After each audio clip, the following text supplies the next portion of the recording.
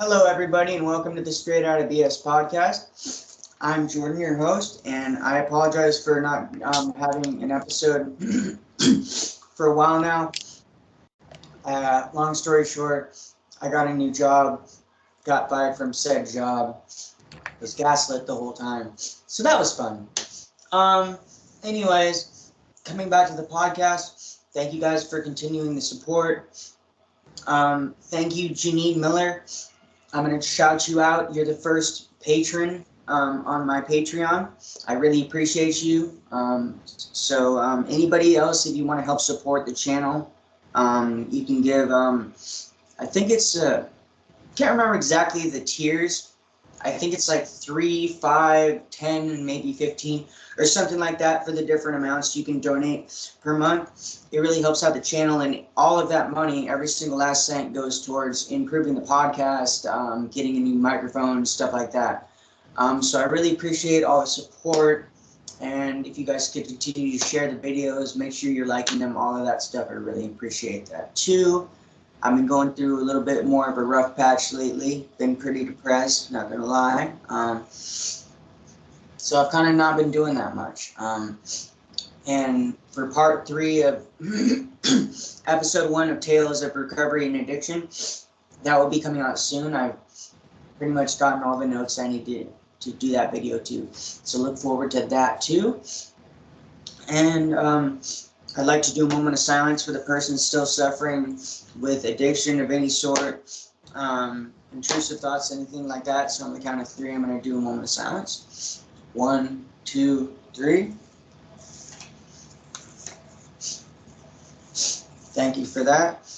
And also, if anybody wants to be interviewed, email me at straightoutofbspodcast@gmail.com. That's STRAOUTTABSPODCAST@gmail.com. Or if you know anybody, have any friends, went to any of these schools or anything like that, let them know and get a hold of me. Also, if you know anybody that is a recovery addict or is in addiction that wants to share their story or anything like that, have them contact me at the same email as well. That'll go into the Tales of Recovery or Addiction, Tales of Recovery and Addiction for those interviews. So without further ado, I'd like to introduce my guest for today. Go ahead and introduce yourself and where you went and what years. Okay, my name is June Bennett. I did not attend Blue Creek Academy in Blue Creek, West Virginia. My story is very, very unusual. Mine is a bad camping trip. And I'm camping out there, and I find this place by accident. Okay. Many people already know my story, but this is for those of you who don't know my story. I will start by telling you the history of Blue Creek Academy and Joshua Scott Boarding School. Both names apply. It's a Lester Roloff school. Okay. It's located on the what's the grounds of the old Camp Galahad in northern Kanawha County of West Virginia. Camp Galahad was a school for children. It closed sometime, I would say, in the 80s. It was for disabled children, a very, very wonderful, camp. I used to pass by it with a lot of other kids going to a camp that was down the street, down the road from this facility. And there was a camp, it's no longer there, but it was a camp called Camelot and Carlisle. And that place was torn down also in the 80s. All of this property was once owned by Union Carbide. The camp down the road was owned by Union Carbide. Galahad was not, but the property was, and Galahad leased the property from Union Carbide. But after the camp that I went to was torn down, myself and a lot of other former campers would go out there to this place and still camp out and remember our fondest memories. We had wonderful memories. I mean, I could do another whole podcast. I could do 12 podcasts on that. I mean, how wonderful it was. So obviously, this place meant a lot to me if I'm still going out there, and I'm still going out there. Okay. Well, I knew that sometime by the early 2000s that the old Camp Galahad had become a school for troubled boys, but I didn't understand what the implications of that was. Well, one day I'm hanging out where the old Camp Camelot used to be, and I'm just with my dog and just trying to clean up the place for our next reunion when some locals on ATVs are driving by, and they stop and talk with me. And they say, "Lady, we're a bit concerned about you being out here alone. You know, there's a school down the road for troubled boys, and a lot of times those boys escape, and we're worried they'll come down here and try to harm you." And I didn't know, but that one conversation with those people about that school was going to change my life forever. And it did. And now I'm here right now, and I'm running websites about these troubled teen industries. And I know more about this than I ever wanted to know, but here I am. And I want to say right now, I don't know who you were out there on Blue Creek that stopped and talked to me, but thank you. I mean, thank you for warning me, but thank you for saying something. You know, you didn't go to that school. You just were driving by like lots of people did out there in Blue Creek, but you knew. You knew something was going on because everything they told me, and it was then called Joshua Scott Boarding School, everything you told me, I've later had confirmed. And I'm going to tell you what they told me. They were telling me that boys were being forced to like run up and down the hills, because this is West Virginia, we have hills. They'd be forced to run up and down the hills, run up and down the parking lot as punishment, forced to carry logs of wood, forced to run around the cabins. One boy got angry, didn't want to do it, dropped the center block on his foot, and they still made him run, even though he'd hurt his foot. You know, that there was all kinds of abuse going on. And I thought that day, you know, maybe I should call the child abuse hotline and report this. And that weighed so heavily on my heart. And to this day, I wish I had. I don't know if they could have done anything, but I wish I had. Yeah. Because I have so much regret. Now, over the years, you know, my reunion and I got to know these people at this, you know, some of these staff members. And let me tell you, these were some very unpleasant people. Oh, they were just downright mean. Okay, they were downright mean and vicious to us. You know, they treated us like we were the scum of the earth and we had no right to be out there. And actually, we did. You know, we weren't. I mean, I never understood what I found out later what a lot of it was. You know, now that I'm into this, and now I've talked to other survivors. You know, I found out what their deal was, but we couldn't figure out what we were doing wrong. But I mean, like one time I went onto their property to ask them some questions, and this one woman just started screaming at me, "Private property, private property." I'm like, "Lady, I'm coming to you to ask you a question." You know, I mean, they would just be outright rude with you. I mean, and there was something else odd too, that I've heard this from other schools that I want to mention too. Like I said, I would go out there a lot. Okay, a lot. And I would drive by the school. Now, there's a video of this on my Facebook page exposing, you know, Joshua Scott and Blue Creek Academy. Yeah. There's a video. And when you see the video, you can see the road that goes by the school and how close the road is to the school. So you can understand how much I could see of what was going on when I would drive past it. Yeah. One summer when I was going out there, I could hear music, you know, hymns just blaring all the way to the street. And I mean, I would go out to the camp, to the camp down the road early in the morning, and I'd hear these hymns blasting, but I'd go back late at night maybe. They were still blasting. Yeah. All the way to the road. And I'm like, what is going on here? And I'd come back a week later, it's still going on, all hours of the day and night. Because sometimes I might leave after dark. Yeah. And it's still going on. And I was like, this is weird. And I found out later that's something that some of these schools do. They just have hymns just blaring night and day. Well, it's part of the brainwashing. Yeah. And I mean, I could hear it clear to the road. So you got to understand, this just went night and day, night and day, night and day. Yeah. Oh, yeah. And so I can give credibility to some of the things that some of the boys are saying. They changed their name. Now, this is a story I was told. Okay. I don't know if it's true. The reason they changed their name is, they had to take state tests. They failed one year, and they failed too many times. So they just, played the corporate shell games.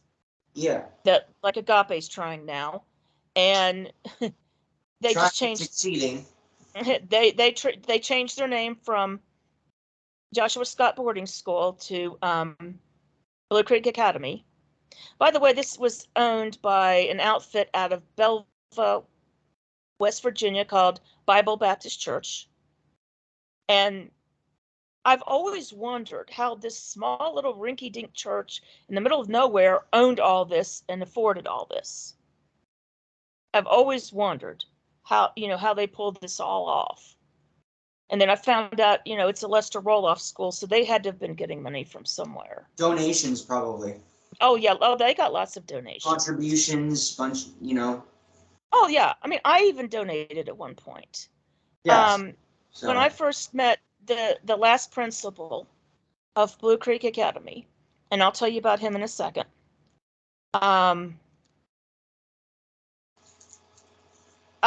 last staff had left, and apparently they had taken everything but the kitchen sink. And the only reason they didn't take that is because it was screwed in. But yeah. They apparently left this poor sap with nothing to work with. So I went on Free Cycle, which is on Yahoo, and got some things for him, like a refrigerator and a bunch of other things too, anything nice. I could. Yeah. I mean, listen, when I first met this guy, I was willing to give him a chance. I wanted to believe that these schools were really what they said they were, that they were really helping, and that it was a better alternative to the juvenile hall that the state has. Yeah. And being that, I went to a summer camp out there, I believed that this place would be a good place for them, because I had so many good memories at the summer camp down the road. Yeah. And playing in the creek, and it was so much fun. And boy, did this church take a place that had such good memories and just turn it into hell. I'm just going to say that right now. I mean, I despise these people, and that's all. I despise them. I mean, who do they think they are? And I'm sorry. I can still see their faces. I mean, they would look at us with utter contempt. I know what my group was, but my group didn't abuse children. You know what I mean? Yeah. We had our faults, we had our issues, but we didn't abuse children.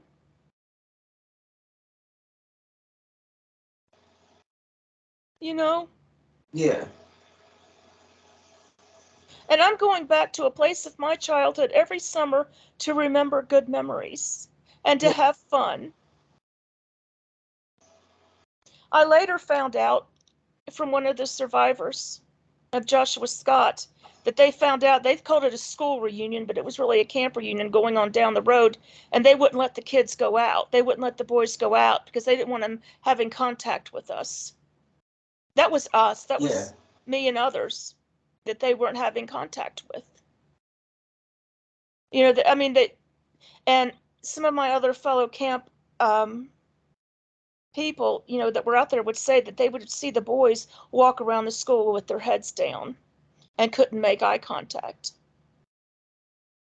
And it was just the saddest thing they've ever seen. Now, the last principal was a guy named J.R. Thompson. I met him around his first week of being there. And I really didn't want to go out there to meet him, but I was driving. Why didn't you want to go?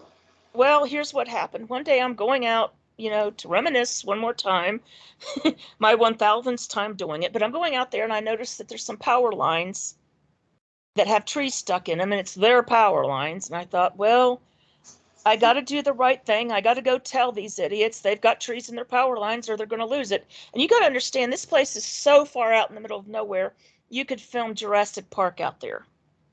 Yeah. I mean, it's out there. It's way out there. And if I don't tell them, they'll be stuck with power, and it will take AEP, you know, the electric company, about 2 weeks to get out there. Yeah. So I'm going to be the nice person, and I'm going to go tell him, you got trees in your power lines. You may want to have AEP go out here and do something about this. Yeah. Before you lose power. Because it was right on the power lines, but if it fallen any more, they would have lost power. Do you follow me? Yeah, yeah.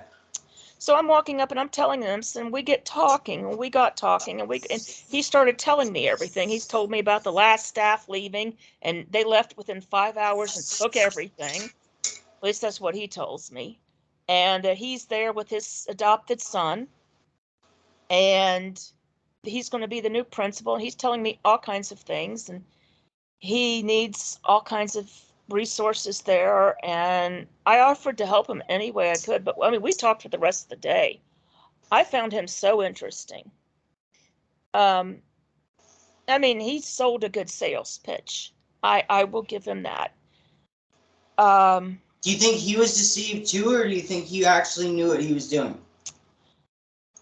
You know, I don't know.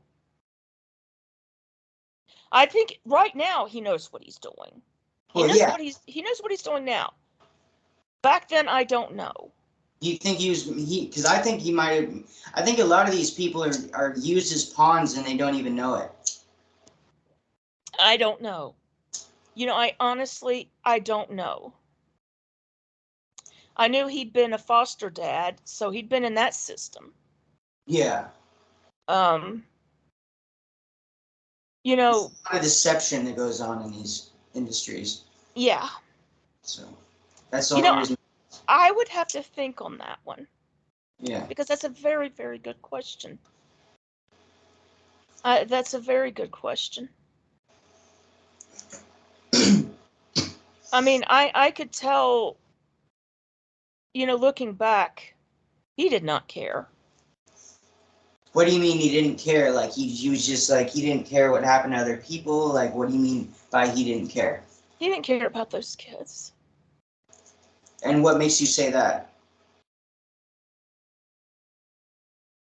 He's just like all the others. I mean, after the raid happened, which incidentally happened the same weekend we were having a reunion in 2014, I came back and talked to him. And he and his wife, he got married by that time, were looking at me and saying, oh, those boys lied. You know, they all lied on us. They all lied to CPS. You know, now, I want to mind you that CPS took all those boys away individually and interrogated them. You know what Leroy Jeffro Gibbs says about interviewing suspects. Do it separately. Of course. Okay. They took all those boys out, interviewed them separately, and all those boys said the same thing. Okay, that has merit to it then.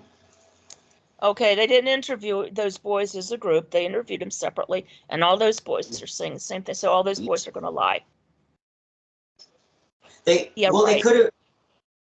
They could have. It's a very small percentage that they could have talked about it beforehand, but yeah, you're right. You're right. The majority would say yes. So I agree. When I read the CPS report, and I thought, my gosh, that whole school just went to hell there at the end. Yeah. JR was telling me there was no escapes, and I'm reading the CPS report, and there's escapes almost every week.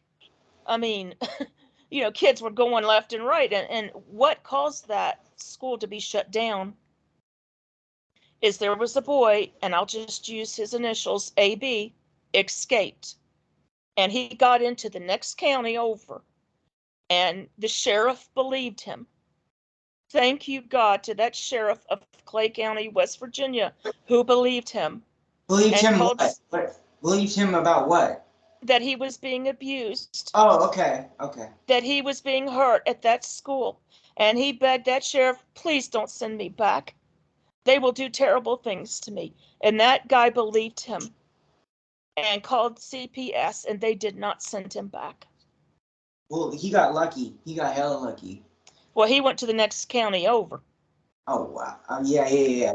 You're right. But he still got lucky, Being able to make it out and not go back. Well, when he showed up, he was dirty. His tennis shoes were just in deplorable condition. I know that boy. I know who that boy is. I knew him when the time he came in. He was one of the youngest to come in. He was adopted from the Ukraine. He was from California. Okay, now I'm going to be really hurting because I know this boy.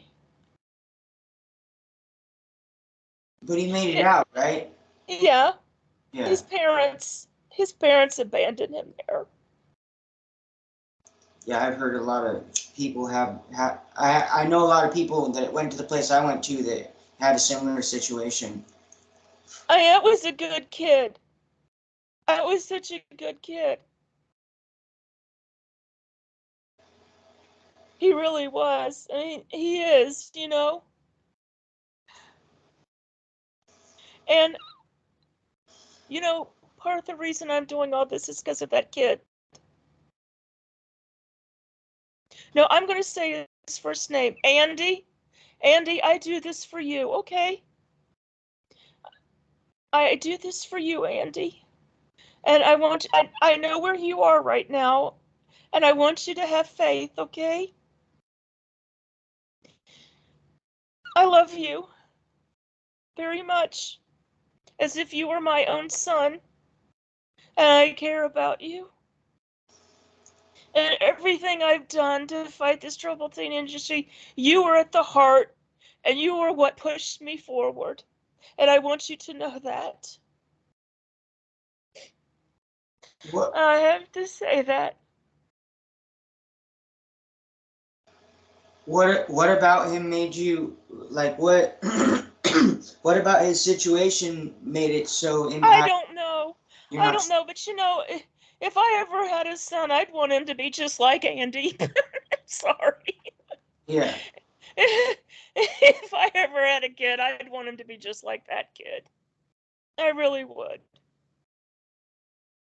I so seriously had wanted to adopt that child when I found out that his parents, after he got out of the school and the school shut down, his parents wouldn't come back from Colorado and get him. I'd wanted to go down and adopt him, but my parents were against it because I'm not married and he wouldn't have a father.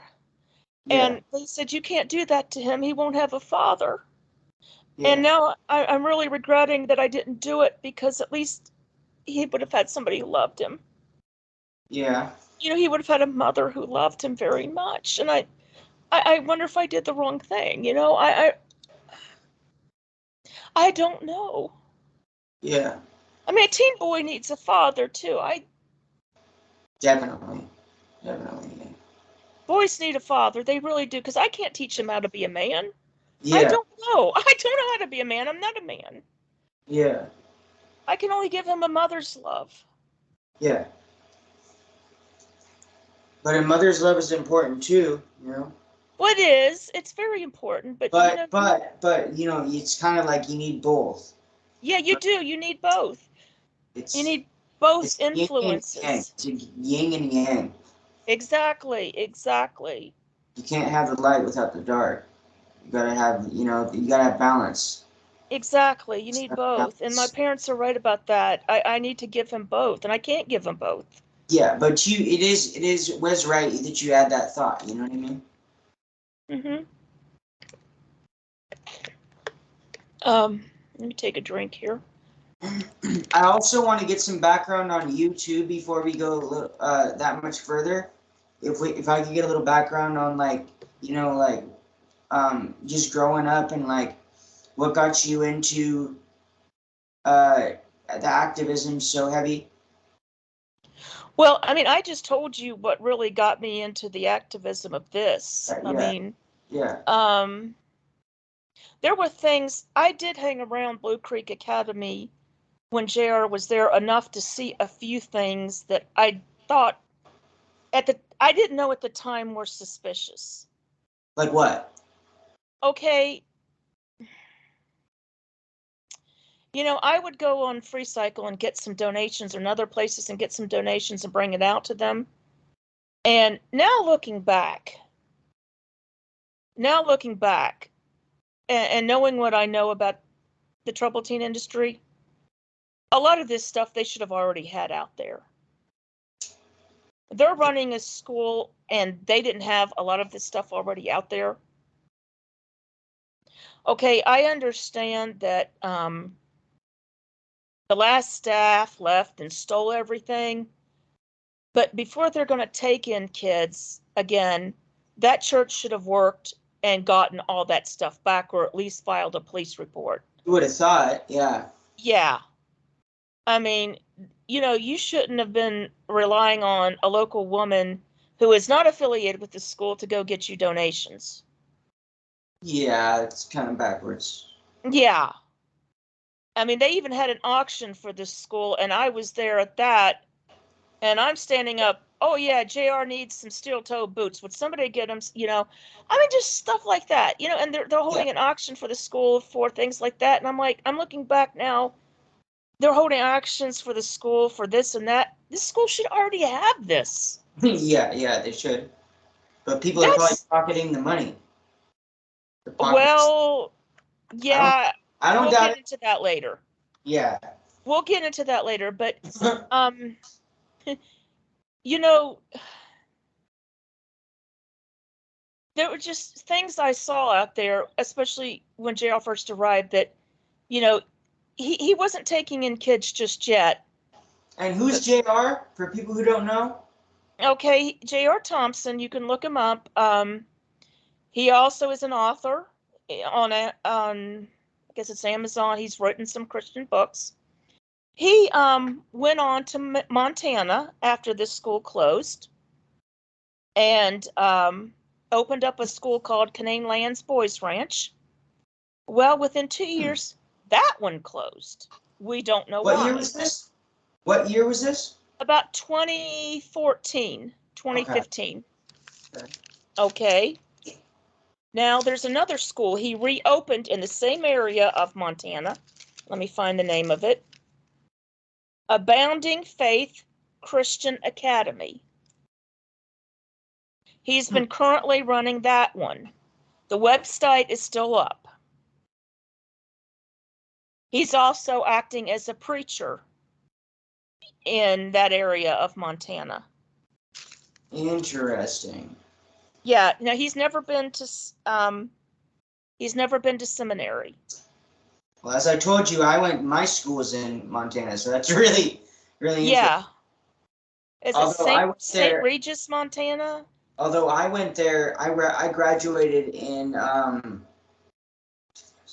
right before 2008. Yeah. I was there 22 months, so But so that's very interesting that after I left, there's just rebranding. I'm not surprised that it was in Montana, but interesting. That's the first I've heard about. Blue Creek Academy officially was shut down in 2014 in July, and the West Virginia Department of Education said you will not reopen under any name whatsoever. After the shit show that went, pardon my French, that went on out there, they said, you will not reopen. They told that church, you will not ever reopen indefinitely. So JR and his wife packed a U-Haul trailer and went to Montana. And they opened Canadian Boys Ranch. And then after 2 years, they opened Abounding Faith. Was it Abounding Faith? Yeah, Christian Academy. And he's since become a self-ordained preacher at some, I think it's called Lighthouse Baptist Church or something like that. And he also publishes books on Amazon and places like that. He's also has an alias, Nehemiah Flint, that he's published some videos under on YouTube, but that can be found on the Daily Beast article as well. Now, when they say that you're closed indefinitely, and that they can't open up under any other name, what's to stop them from just getting a group of the same people? Building. Okay, now that's another thing I need to tell your viewing audience. The property was sold. Okay. Okay. The school sold the property, and and this is to everybody out in Blue Creek too. Okay, the new people living there is a private family who has nothing to do with Bible Baptist Church in Belva or the running of a school. That's just a private family, very extended family with their children living there. They don't run a school. Please leave them alone. Yeah. Please stop bothering those people. They're being harassed. Okay. Because of I don't know if that's still going on. I haven't talked to the matriarch recently, but as of a few years ago, they were still being harassed. Please don't drive up on your ATVs on their property and steal their children's toys and harass, the people who live there. They are not Blue Creek Academy. They are not Joshua Scott Boarding School. That enterprise has shut down forever. Okay. And I have to make that clear.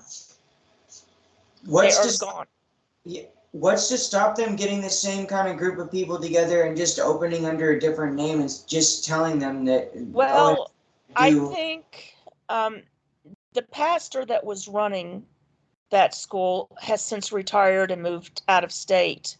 And I think the church that was running it is done with it. Okay. Well, that's they're done. They're done. I'm convinced after being sued twice and possibly maybe a third time, I don't know. I know they were sued twice and the kids won. They're done. It's JR has just gone on to Montana and he has opened up a school. Yeah, see, okay, yeah, that's the only reason I asked, is because we both know that this happens a lot of the time where they just rebrand and open somewhere else. So yeah. That's the only reason I asked that.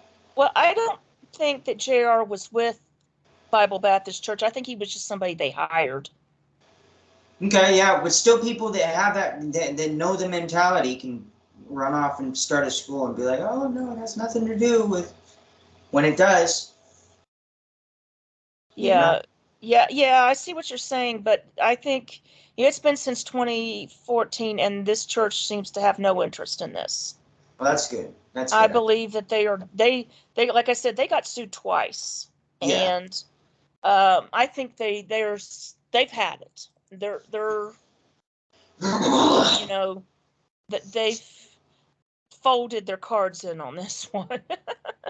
Okay. That's good to hear. And I've not made their lives easy since then, so. And, not that they made my life happy when I was out there. So turnabout's fair play. But what do you know about turnabout?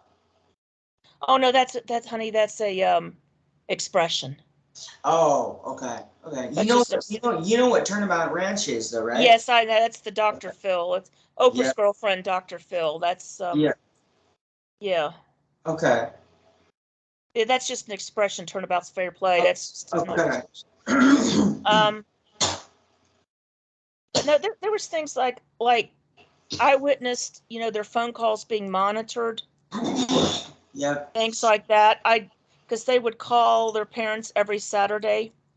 Every Saturday. Yeah. Do you know if they had a blackout period before when they got there, where they couldn't talk to their parents? Because that's no, they were allowed to talk to their parents every Saturday. Okay. But one time. But it was monitored. But now this I did. Okay, here's what happened.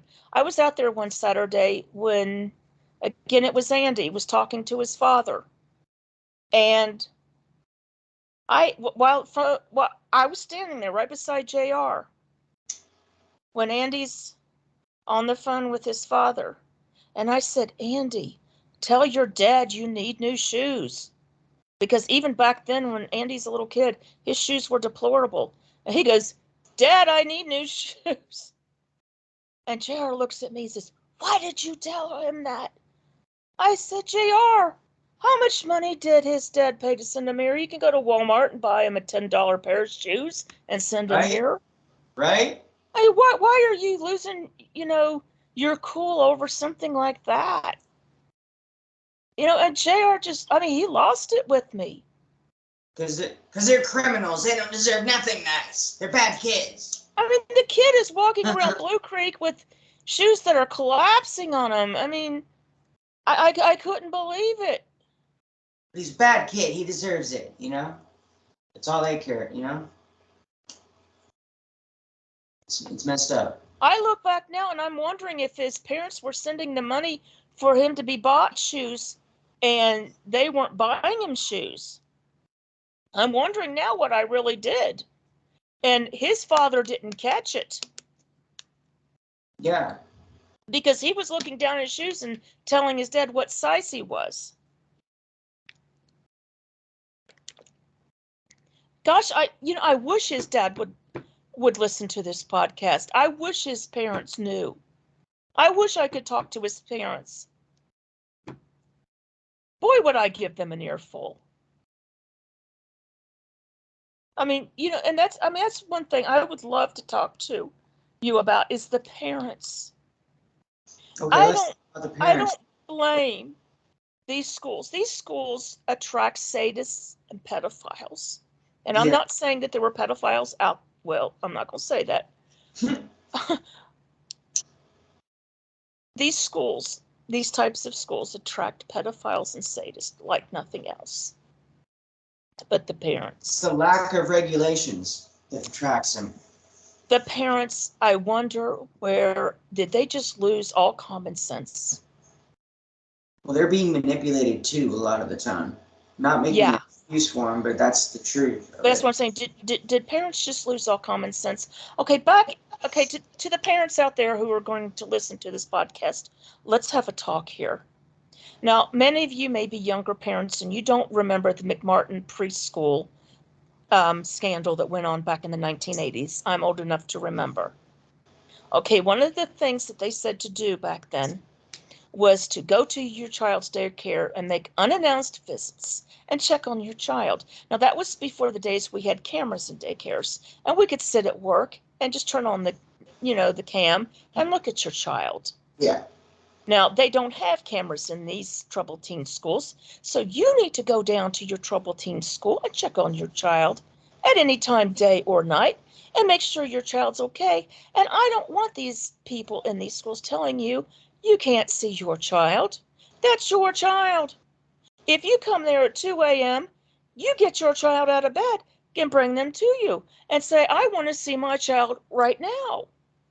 And then you take your child alone and say, Are you okay? Are they treating you good here? Have you been getting enough to eat?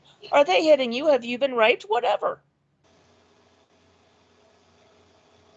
And you ask them, you interrogate your child and say, how are you? And you trust your gut instinct. Yeah. Your gut instinct is Yeah. what your child now you know when your child's lying. You've been a parent to this child for 15 years. Yeah. Come on, parents. Don't mess with me. You know when your child's lying. Oh no, I didn't steal a cookie from the cookie. Oh, you know when your parents. Come on. Come on. Yeah. I don't want to go down to these schools like I did at Blue Creek Academy on the Parents' Day that they had once a month. And how many parents showed up? One. One set of parents came. And all the other boys are sitting around sad and depressed because there's no other parents. Because you didn't have the time to show up. Because they don't care. Yeah, because you all parents didn't care. Your child is not a TV that you take down to the repairman and say, fix it, and I'll come get it when it's fixed. No, Yes. seriously. Yeah. There was one incident where they had a parent day. And there was this little boy named Josh out of Tennessee. And his family came up to see him, and I called them the Clampets. It was just a joke. But the whole family came up. I mean, cousins, mom, dad, grandparents, all of them came up to see that boy and encourage him on. And I said to myself, that child will be the first boy to go home. And I was correct. And it was because they supported him. Yeah. They cared about him. They had a vested interest in him. And that's why he went home. Yeah.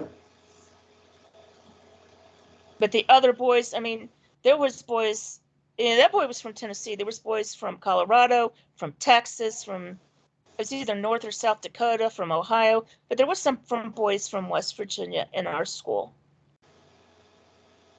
So the boys from all over the country. About 3 boys were adopted. Mostly the boys that were adopted were rehomed here. As the usual custom with most adopted children sent to these schools. 2 of them came at age 10. One of them, that when he came in at age 10, was to be left there till he was 18. Andy wasn't originally, but after something happened, his parents decided to leave him there until he was 18. And that just so disgusted me. You know, and that was another thing. By the time they closed the place down, it was a dump. The whole school was a dump. See, I'm old enough that I remembered Camp Galahad in its heyday. It was a beautiful camp. It had beautiful cabins. This church just, I don't know. I have pictures of it somewhere online. It was just a mess by the time they left. I mean,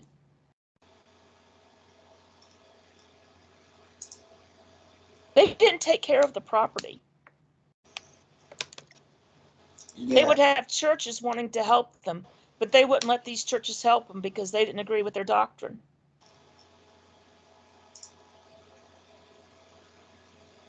You know what I'm saying? Yeah.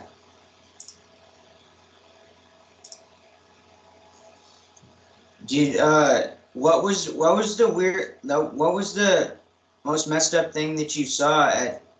Because you mostly saw things at Blue Creek, right? Mm-hmm. Okay, what was like the When it was Blue Creek Academy.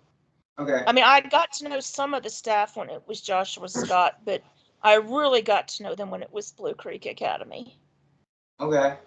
Well, did You know, you? I don't know what, I don't, I think the most messed up thing is when I found out one of the boys had been raped. Which boy it was, and that his parents wouldn't come get him out of that school. Wow. That's messed up. You know, But he just had to stay. It's messed up. that I think to me is I won't say which, because actually several boys were. And there were several rapists out there. And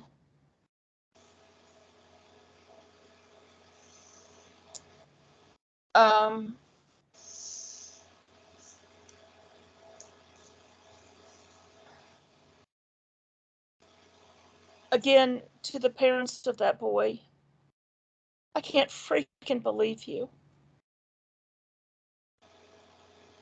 You would leave your child out there?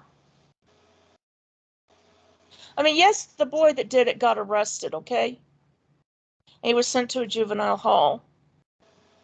But you would leave? I know, right? Doesn't make any sense. They obviously don't care. After it was said and done, and I was upset with the state of West Virginia, or the prosecuting office of Kanawha County, not filing any charges. And then plus, several of those kids were left in West Virginia. Why these parents weren't called in and charged with child abandonment, I don't know. Because several of these kids were left in, like I said, Andy, why they didn't haul his parents in from Colorado and charge them with child abandonment, I don't know. Because he was left to the foster care system of West Virginia. And to me, I don't care if the kid's 14, he's a child. You don't abandon your 14-year-old.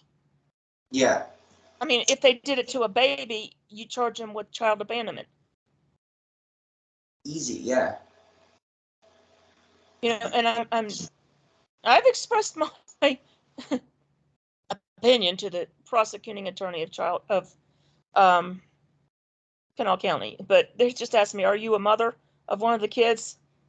And I wanted to say yes, I am, but I'd be lying. Yeah. I should have been. I should have been.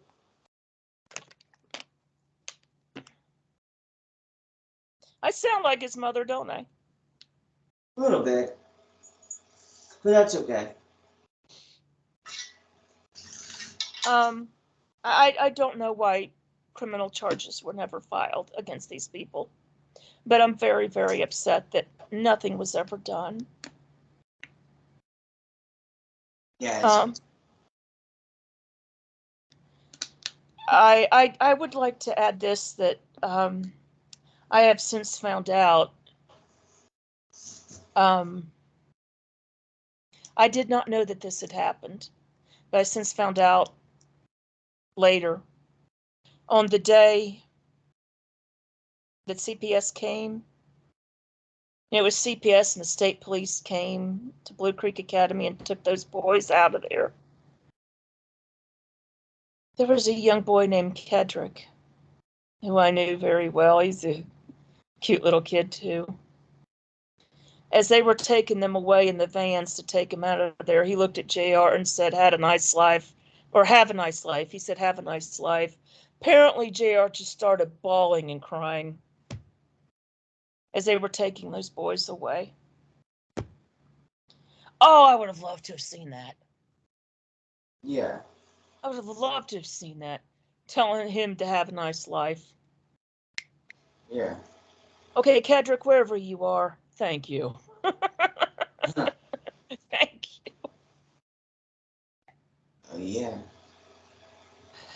Did you know him several days later telling me that those boys were lying? That's what every one of these schools says. Every one of them, without exception, says once they're raided, once the boys are taken, oh, they're all lying. They're all lying. Yeah. How about, for instance, from now in the future, they say something like no comment? That would make them look better. Yeah. And blaming it on other people. Yeah. Yeah. You're saying because they're troubled kids, troubled teens, troubled boys, that I should not believe them. Well, JR, I do believe these boys over you. I believe you are the liar, sir. Yeah. And I believe you did abuse children, sir. And I don't believe you are a Christian, sir. No. I said that. And you know something else, J.R. Thompson? God have mercy on your soul.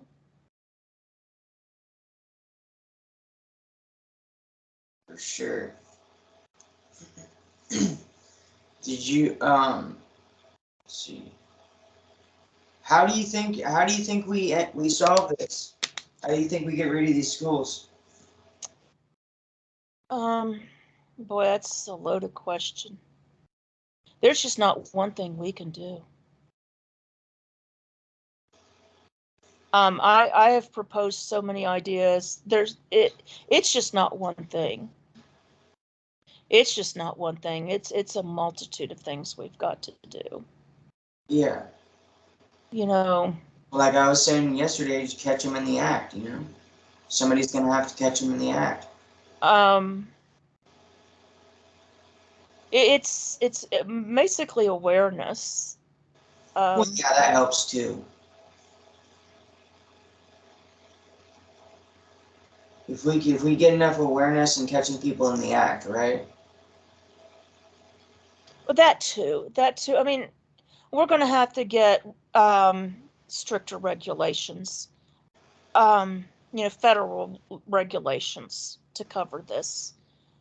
My good friend Barbara Ann and another survivor have said, get them on the RICO Act. Yeah. Definitely get them on the RICO Act. Hell yeah. I can see that. Definitely a lot of what they're doing falls under RICO. Oh, easily.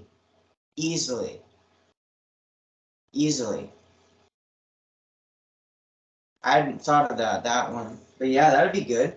That would shut down all of them. Because everybody would get in trouble pretty much. Oh, yeah. In the RICO Act, they don't mess around. They take everybody.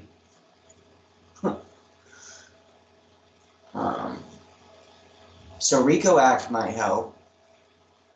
I'm trying to, you kind of asked me that question too quick because. No, it's okay. I wish the parents would think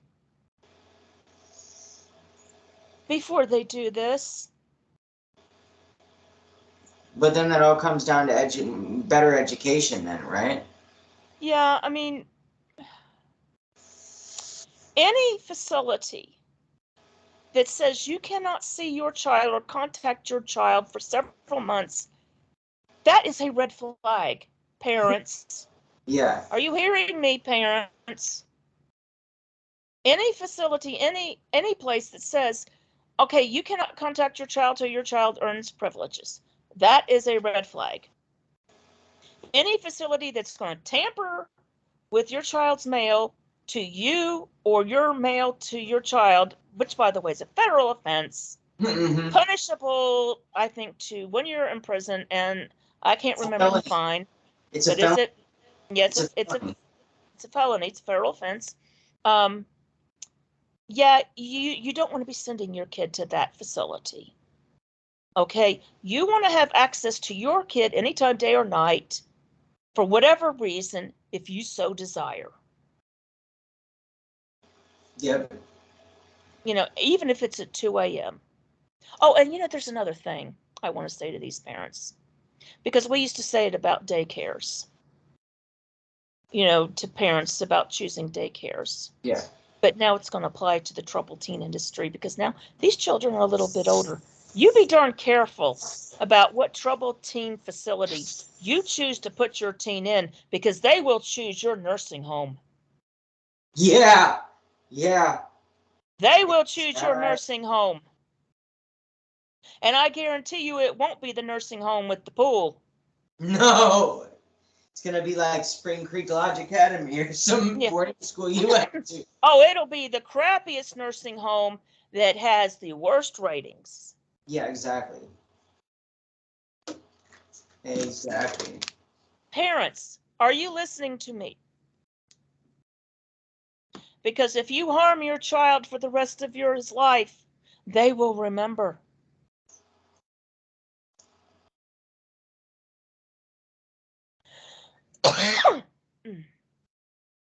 You there? Yeah, I'm here. Okay. Let me think.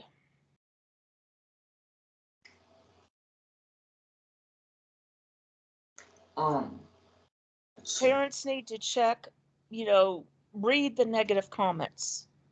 For real. Read all the negative comments and weigh, and parents, when you see these websites, these glossy brochures websites, know this, the images on there, 9 times out of 10 are models and still photos, or what do you call them? There's a word for it in photography. They're images that they've... Stock images, yes. Yep. They're stock images. And 9 times out of 10, especially with these schools, it's always a woman or a girl next to a horse. Having fun. Yeah, having fun. And just do reverse image search and see where they actually got that image. Yeah, do a reverse image on these images and see where they got them. See what they're doing. And well, why are these? And listen, if you why do you got to send your kid out of state so that you can't have access to them? Why are you sending? There was kids from California at Blue Creek Academy. How are these parents going to check up on their kids there? How are you going to know that your kid is safe there? My parents were I was in Washington and they took me to Montana. That's what I mean. How are you going to check up and make sure your kid is safe in a state facility, way across the country? Or another, excuse me, I'm getting confused here, but you know what I'm saying. Yeah. And it's like you break your leg. How are you supposed to be there overnight? I mean, yeah, you can catch a plane, but... Oh, thank you for reminding me that. There's something I got to tell you that happened out at Blue Creek. Okay. JR's wife was a nurse. She worked at, she was a charge nurse at St. Francis Hospital, cardiac unit. I won't say which boy she did it to, but she's backing out of the parking lot, ran over his foot, and didn't take him for medical care. Wow. That boy's foot is still hurt to this day. I want to know why her nursing license hasn't been pulled. She's still practicing? I don't know if she is in Montana, but her nursing license should have been pulled in West Virginia. Wow. Yeah. She didn't take him for medical care. She's a nurse. She's a mandated reporter. Being a nurse makes her a mandated reporter. So if she knows of child abuse, she's obligated by law to report it. That's, by the way, yeah, all nurses and doctors are mandated reporters. There's a whole list of mandated reporters. So nurses and doctors in these schools are mandated reporters. I mean, you knew that, didn't you? Oh, yeah, I know that. Okay. The audience might not, though. Well, I'm telling the audience this.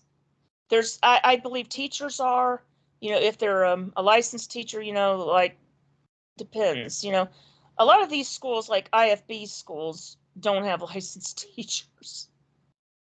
No. Blue Creek Academy and Joshua Scott used the ACE curriculum, which I don't know if you know what that is. It's pure shit. Pardon my French. I'm sorry. It's essentially the bare minimum, right? Yeah, I'm trying not to cuss here. I'm really trying not to. I am so sorry. No. Look, you can cuss on my podcast. No, I don't want to. I apologize, okay? I don't want to. Yeah, well, I don't want to. don't beat yourself Because, up for it either. no, listen, there are Christians out there that I want them, and Yeah, I apologize to the Christians out there. I am so sorry. I want you to hear me, okay? I want you to listen to me. Mm-hmm. And I want you to go back and beep those times that I said bad words, okay? Please. Because this is how important this is, that I get to the Christians that would listen to this, okay? I am so sorry. Yeah. Please promise me you'll censor those. I mean, I'll do my best. I'm really not that good at editing. I know. It just... So just try not to do it. Yeah, one of the things you were asking about how we can stop these, there are Christians who care. There are Christians who would stop this if they knew about it. And not all Christians are like IFBs, Not all of them are like this. Some of them, if they knew, they would do everything they could. I mean, I'm Christian, okay, and I'm here, and I'm trying to stop this. Mm-hmm. You know what I'm saying? Yeah. So I don't want to offend them. I'm so sorry. It just that I get so upset because this is tearing at me. But well, I see them doing this and they just don't care, and I know they don't care. I know they don't care. And I just lost my train of thought. Honey, what were we talking about before? You were talking about crap. You were talking about how you don't. Well, you were talking about the swearing thing, but then before that, you were talking about essentially how you want to be heard by these people, and you were apologizing. That's what I remember you talking about. And before that. Honestly, I don't remember before that. I think you were talking about yeah, I can't remember. I can't remember what it was. I have a horrible memory. Well, it was. I mean, you're making points about how well, you're saying how you want. I just remember you saying you want to reach Christians and you don't want to swear, and that's like what. yeah. Yeah. These. And then I said something about flying, and then you were like saying about how these people getting transported. I think you were talking about people getting transported or something like that. Yeah.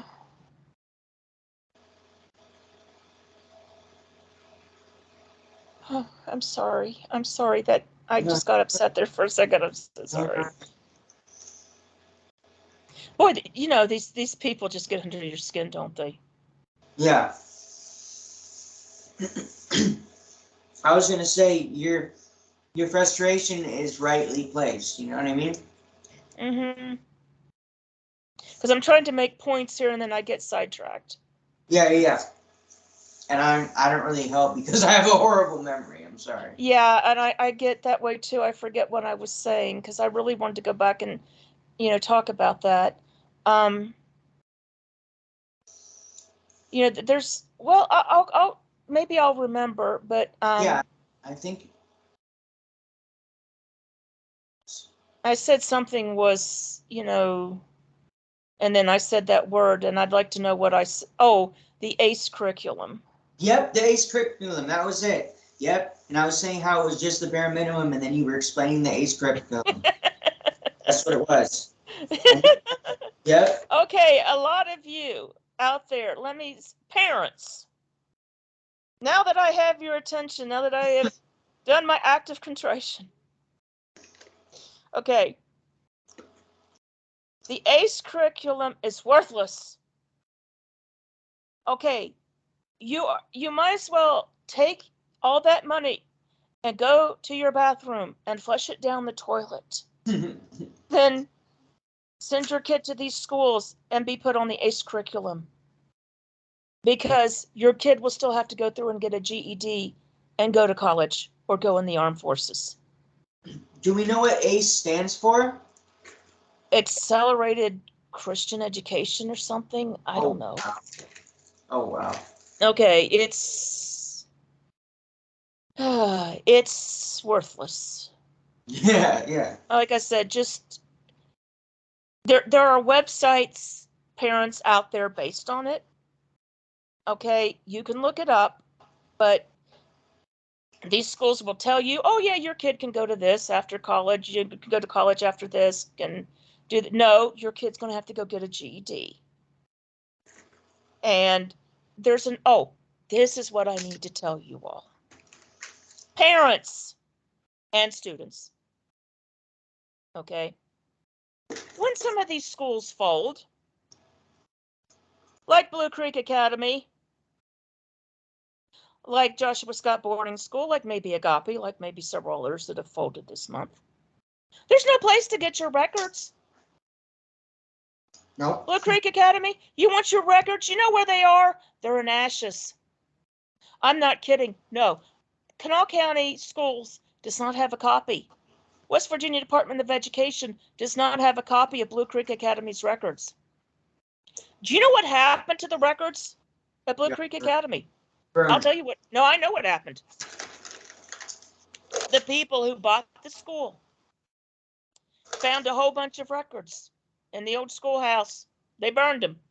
Mm-hmm. Hey, they had the right. They owned the property now. Bible Baptist Church in Belva didn't take them. I wonder why. It's burned. They're gone. You have no proof you were ever there unless you got a copy before you left.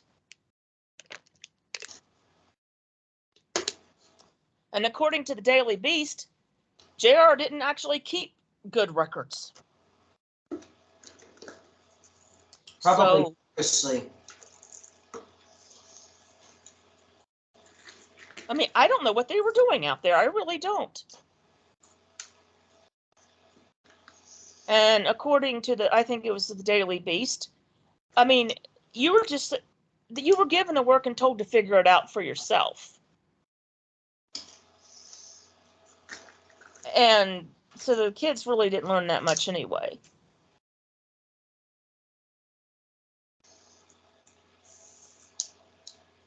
I wish more staff members would come forward and talk about what happened. I've had one staff member on, but the rest of them usually just tell me to screw off or whatever. Why don't they want to come and talk? Yeah. No, why? Why don't they want to talk? Exactly. I'm asking you why. Why won't they talk? I don't know, maybe because they had a gag order put on them. That's the only thing I can figure. They've had to sign a non-disclosure. That's what I'm thinking, you know what I mean? Because, I mean, if I was doing nefarious things, I had like a fuckload of people that knew about it, the only way to make sure that it didn't get out would be NDAs. So unless they were involved in it too, and they can't, they'd be and then incriminating themselves. Exactly. So it has to be one of those two things, or they just, it's just too traumatic to talk about. But I feel like that's kind of like a scapegoat. You know what I mean? It's kind of like an easy way out. It's like, yeah, but like you could be really helping a lot of people by sharing your experience at the same time. There's got to be two types of people that work in these schools. There's the kind that really care, but they don't last long. Mm-hmm. And then there's the sadists and the pedophiles.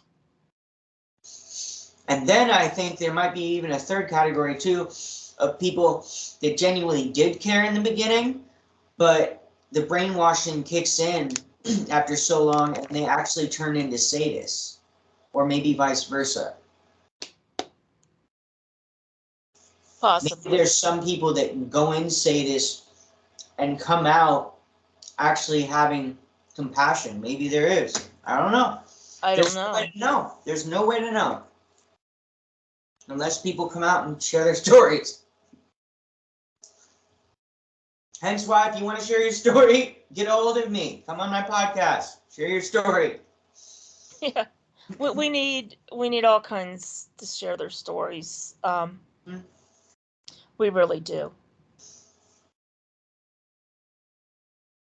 And you know what kills me is these schools, the lack of parental involvement is just astonishing. You would think they would encourage it. And then when there is parental involvement, it's fucking, it's monitored. Yes. It's official. You know what I mean? Yeah, I mean, though there should be a lot more parental involvement, because remember, the kid is there because they're having trouble at home and they're having trouble getting along with the parent.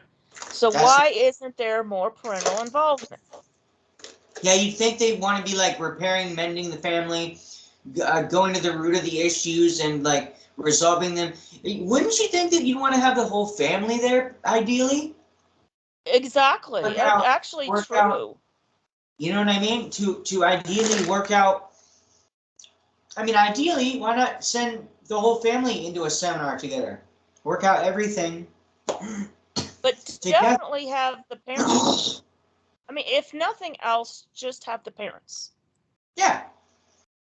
You know, maybe the child just has issues that maybe the rest of the family doesn't need involved in, that maybe the mom and dad and the child need to work on. Do you see what I'm saying? Or maybe it's just the parents projecting onto the child and the parents just need to fix themselves and everything would be fine.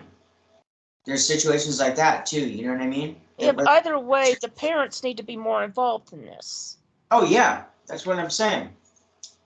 I mean, it's and telling, you know, parents only calling once a week, you know, parents only having a parent day once a month.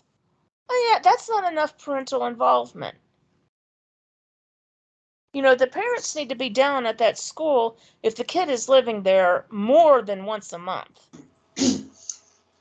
Maybe even have them living on the property, or have you guys living there together. And just for the audience, no, I'm not trying to brainstorm ideas as to like, oh, I'm going to create a school. Nothing like that. All I'm saying is if these schools were to be run efficiently, I'm openly thinking about ways that well, not efficiently.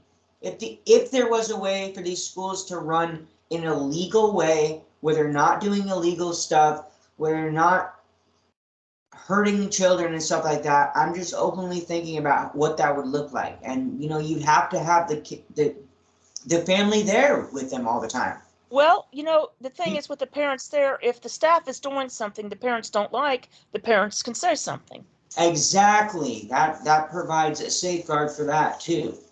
You know, they can at least express, okay, why are you doing this? I have issues with this. Let's go talk about this. Now, there was, you know, in my quest to find out more about this, there was something, I think it's been canceled or they ended it, but it was called Brat Camp or something. Where I know what you're talking about. They actually did have the parents in one room. And there was like a whole room with like 40 or 50 parents. And they were talking to them, and they had the kids out back in tents and things. And one kid refused to go in his tent, and they were ganging up on him. And, you know, here's how I would have handled that. I would have done a carbide camp on him, okay? I would have gone over to the kid and said, look, you can sit out here all night if you want, but don't come crying to me if the creakers and mutants get you. And then I would have just walked away. Now, you didn't understand what I just said because you did not go to carbide camp. But that's what the counselor said to us, and it worked. And it's maybe you had to be there thing at carbide camp, but they did stuff to us. And look, we didn't do anything at Carbide Camp we didn't want to do. So Yeah. you know what I'm saying? They told us these ghost stories or wild stories about creakers and mutants in the woods, you know? Yeah. So I would have gone into them and said, if the creakers and mutants get to you, don't come crying to me. And I would have just walked away. Yeah. That Yeah. kid would have been in his tent in 5 minutes. Yeah. He would have been seeing creakers and mutants everywhere. His mind would start playing tricks on him. Yeah. He would have started thinking he's seeing shadows. Yeah.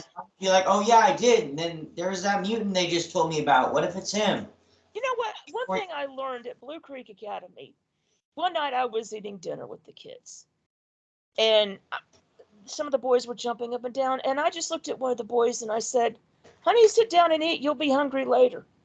And he sat down and ate. And I looked and I thought, my gosh, these parents don't know how to be parents. If I can get this kid to eat. You know, I just said it just like like a mom. Honey, you'll be hungry later to eat. You know, just like that. And he did it for me. He did it. Okay? It dawned on me, parents don't know how to be parents anymore. Well, there's not, there isn't there's no manual for parenting either. And there's no there are better ways to parent, but there's no definitive right or wrong way. You know what I mean? So not making excuses for parents, but there really is there's no education for parenting. Well, yeah, there's education for parenting, but do you know what I'm saying? There's no I don't know how to explain it. There's just not enough incentive for parents to be good parents. Well, let me tell you my problem with this. Is that if a parent's projecting their internal subconscious onto their kid when they're growing up, and it ends up damaging their kid, why not just get counseling before having a kid then, and work out your issues? You know I what think I mean? Before a lot of people have an what's the word?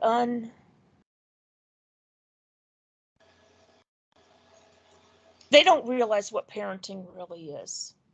Yeah. They know what it looks like and what it's what it looks like in society, and what you know what I mean? The reality of what it is not what parenting is. Exactly. It's not. Especially since this was one of the adopted children that I was talking to, and I could parent him better than probably his own parents could. And I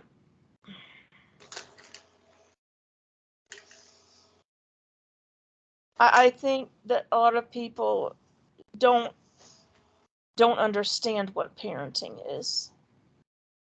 It's you unconditionally love your kid when you're a parent, right? It's not based on conditions.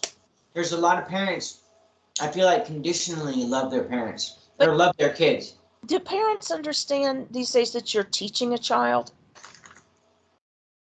I mean, you're teaching from day one, from the day you take your baby home from the hospital, you're teaching your child everything he will ever or she will ever know. Mm-hmm. Okay, now when I'm in Walmart and I see a baby screaming and crying for his mother, and his mother's there on that stupid phone, Mm-hmm. I want to go over and take that phone from her, throw it on the ground, stamp on it, and say, don't you see your baby needs you? I mean, pay attention to your baby. Your child won't be a baby forever. Yeah, and neglect is just as harmful as fucking as hurting a kid. Neglect can be just as harmful as straight up hurting a kid. Oh yeah.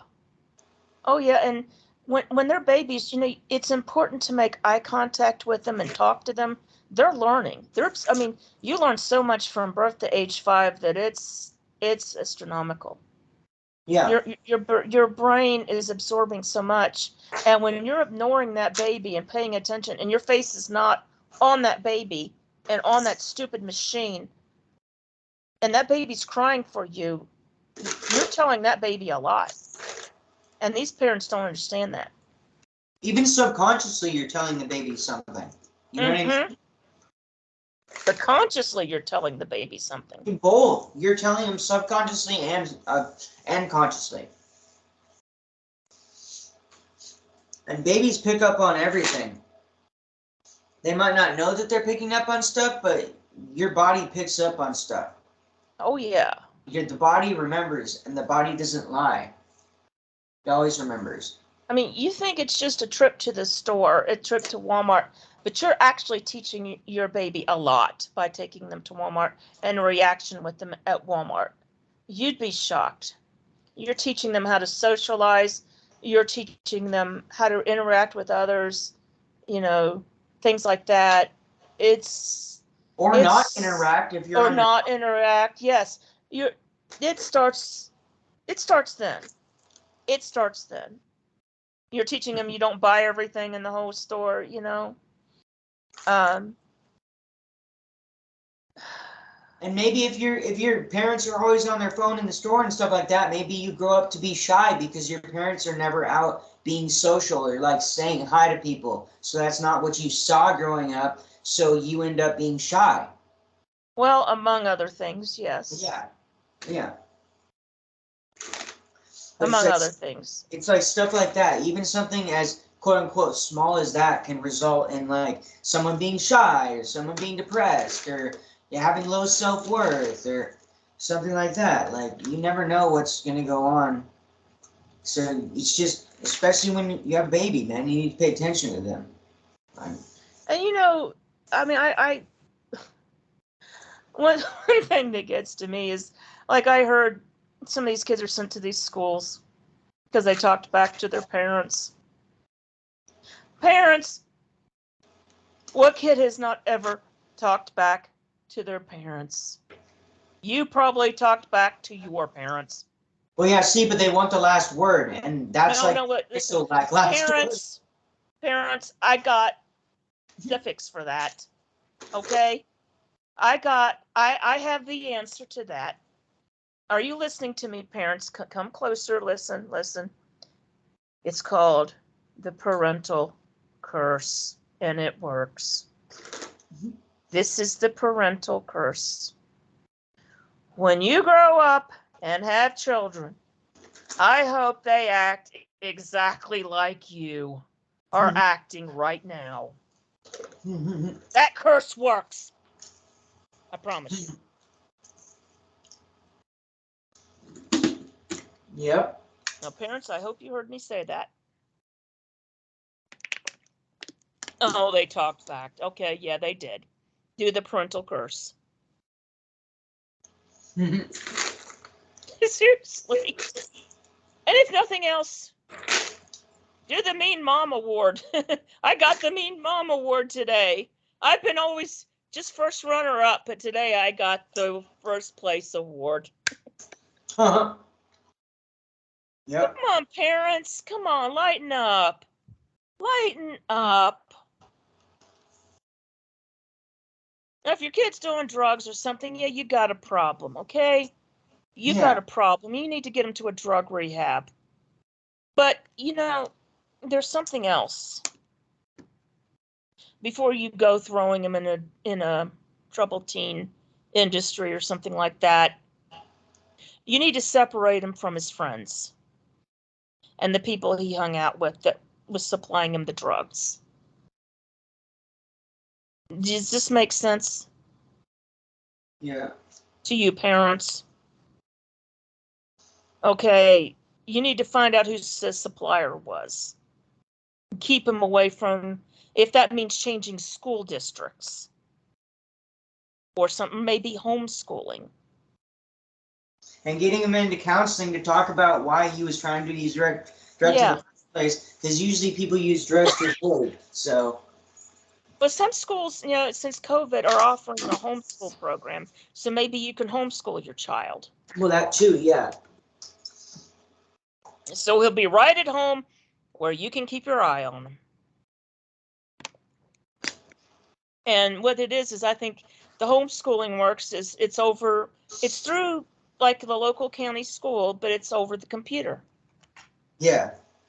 A lot of kids are doing it these days because of, well, just a number of reasons. Bullying has gotten so bad, things like that the kids are staying at home. But COVID's, I think, making a comeback, kids are at home now. Yep. So there are options. There are other ways to go. In fact, with the school so bad, I recommend that a lot of parents just homeschool.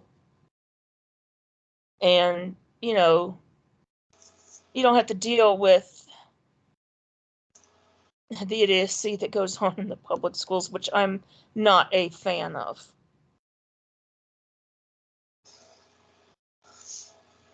Yeah, it's not good. Public schools aren't the best thing. But getting back to, Blue Creek Academy, I'm so glad the state told them to shut down. I was, though, disappointed our local news media never covered it. Several years after, we had the Charleston Gazette cover it, but it was only the Daily Beast that covered it. And I've never figured out why. That it got no local press. Well, they probably bought off those news stations and said don't play it. I have no idea why. I mean, I can't tell you. I find it disappointing. Yeah. That, this happened, so many miles from Charleston, the capital city. And, well, I don't know how many miles, but, close enough that no news coverage ever happened. I even told someone from W.W.A.S.P that it happened, and it never got coverage. I mean, I'd like to know why this was swept under the rug. I'd like to thank the Daily Beast for covering this. Yeah, shout out Daily Beast. Yeah. I mean, at least, I think they've got a religion bias, but at least they took it on, At least they did it. Huh? At least they did it. Yep. I'm so shocked. Even the reporter from the Gazette Mail was shocked that no one covered it. The Charleston Gazette Mail. Yeah. He ran several stories on it, on the lawsuits that happened. Do you have any other what kind of activism are you working on right now? Just Agape, or do you have any other things you're working on right now that you want people to know about? Well, I have a Facebook page called Exposing Lester Roloff Schools and Other Troubled Teen Institutions, where I expose them all. I mean, if I get word of them, if I get, surface news of them, I expose them. If anyone wants to post stories about a school I don't know about, feel free to post. I run two groups, okay? I got the Exposing Joshua Scott and Blue Creek Academy's site, and that's, for the survivors of that school, but then I've got this other one that does them all. And of course, lately, Agape's been in the news. It's been stealing the show, as usual. But yeah. Thank you to everyone that got that shut down. Yeah. But yeah, I cover any teen institution that is doing stuff to kids, on that site. And like I said, anyone can post on there. And if you've got so we don't know about these schools. I kind of liken these schools to it's like ships at sea. A lot of them are submarines they're hidden underwater, and we don't know about them until they rise. Yeah. Agape was kind of like an aircraft carrier.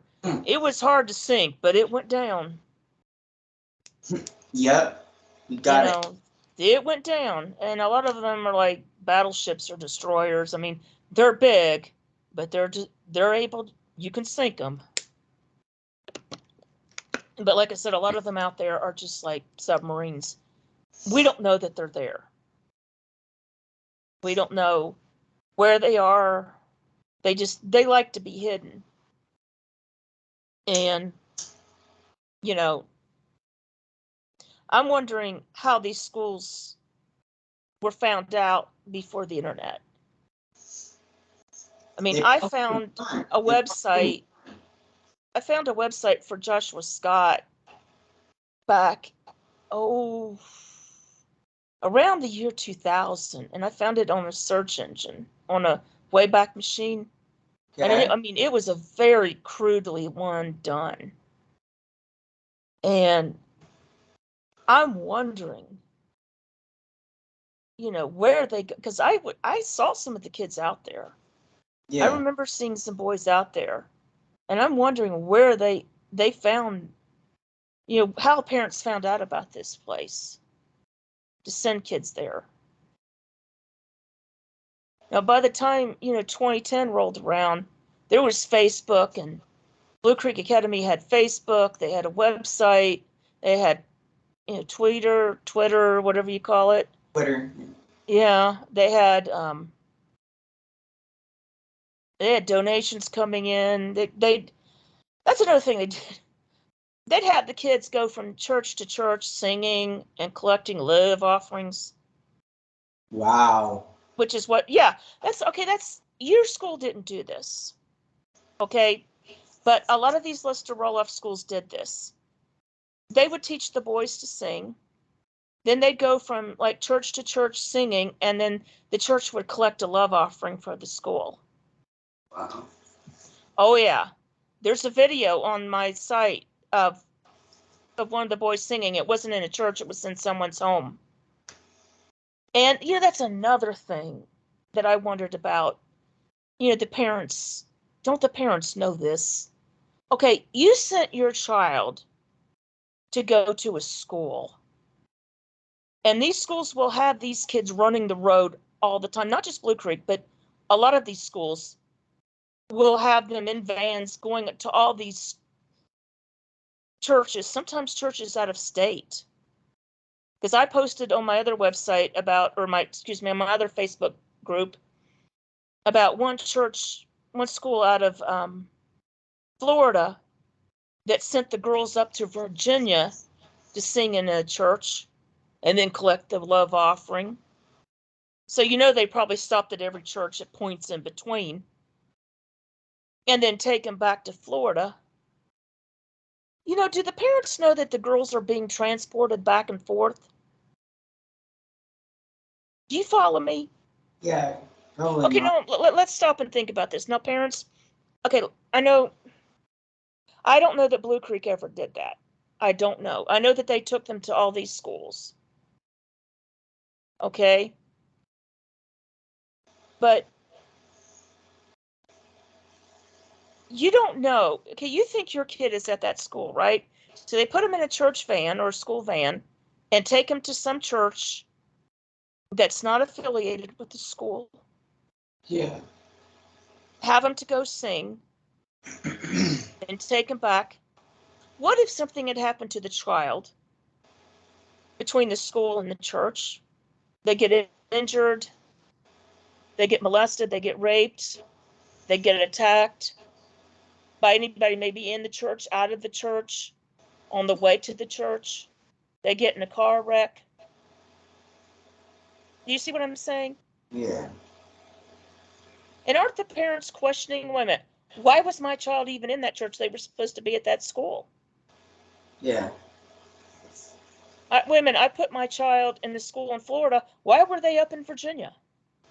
Yeah, exactly. Do you understand? Parents, are you seeing this? Are you seeing this? Anybody else seeing this? Okay? I put my child in a school here, but yet the kid is up here.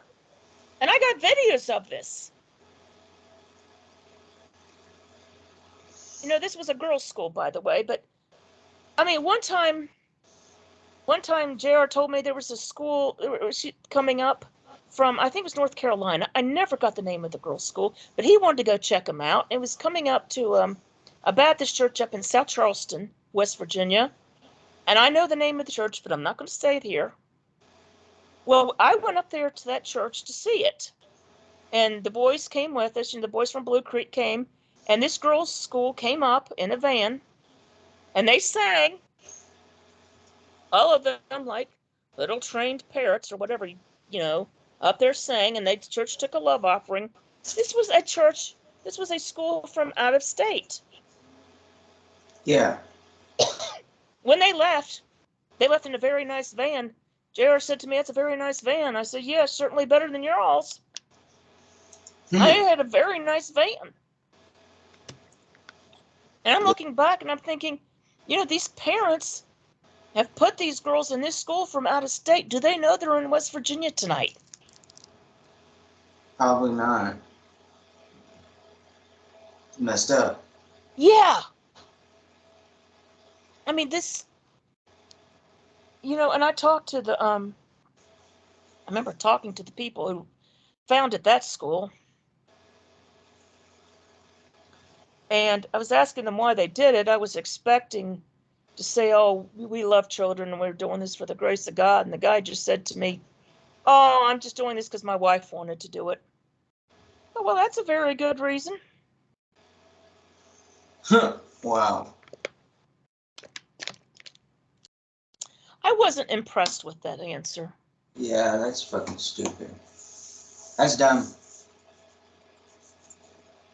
That's pretty dumb.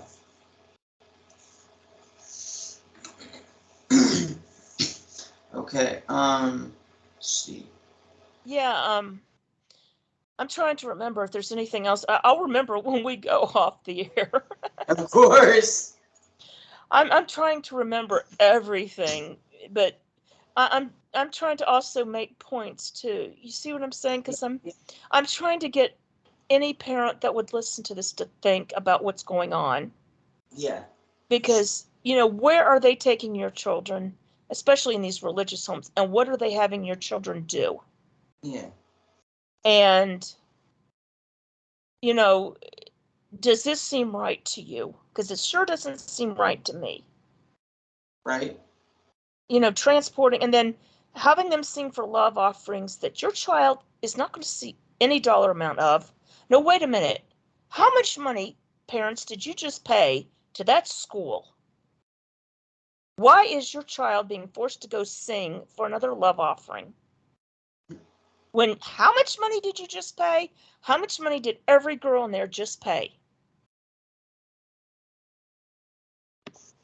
Why do they need to go from church to church to church to sing for a love offering? Now, I don't mind if they have a donate button on their website. Okay? But when they're in the middle of the week going up to West Virginia from another state to make these kids sing. You see what I'm saying? Yeah. It's kind of weird. You don't say. Kind of And by weird. the way, yeah. And just something just doesn't sit right with me. And Definitely not. And I know that, Blue Creek Academy was making the boys do this at other churches. And again, these boys' parents paid money for them to be in school, not soliciting money from churches. I don't get it. That's messed up. It's really messed up. I have nothing with them taking them to the church hosting the school. That's, I have no problem with that, but I don't get all this other things.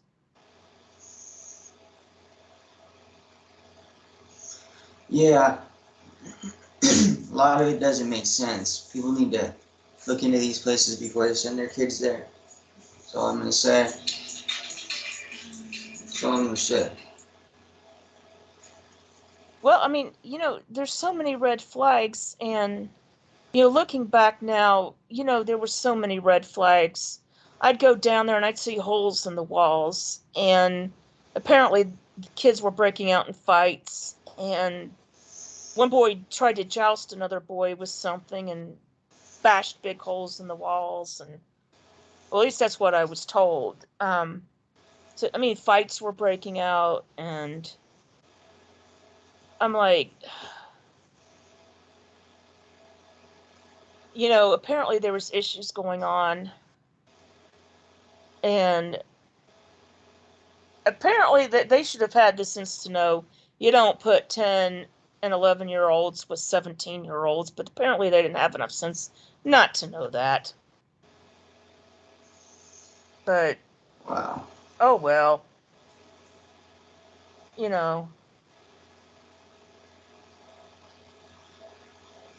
Messed up. I actually witnessed one boy attack another boy while I was there. So, it's because, the little boy, he had just come, and he was still upset about things and about being there. He ripped the page of the bigger boy's Bible, and the bigger kid just threw him to the ground. Damn. I mean, it was, yeah. Messed up.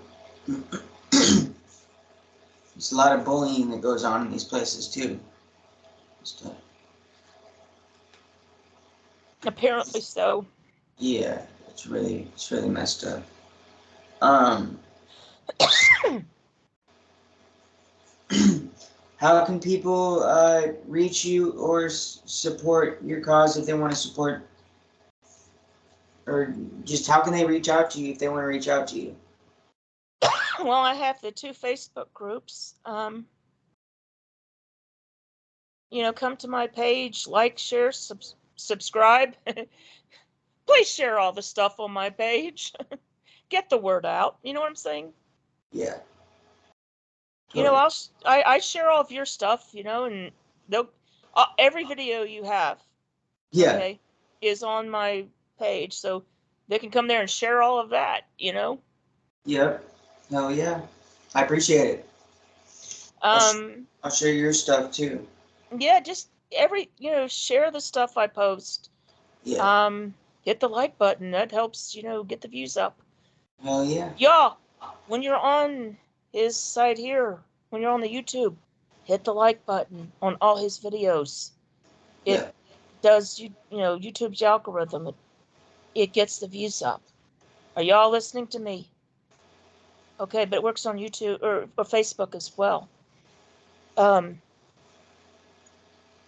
It gets the views up.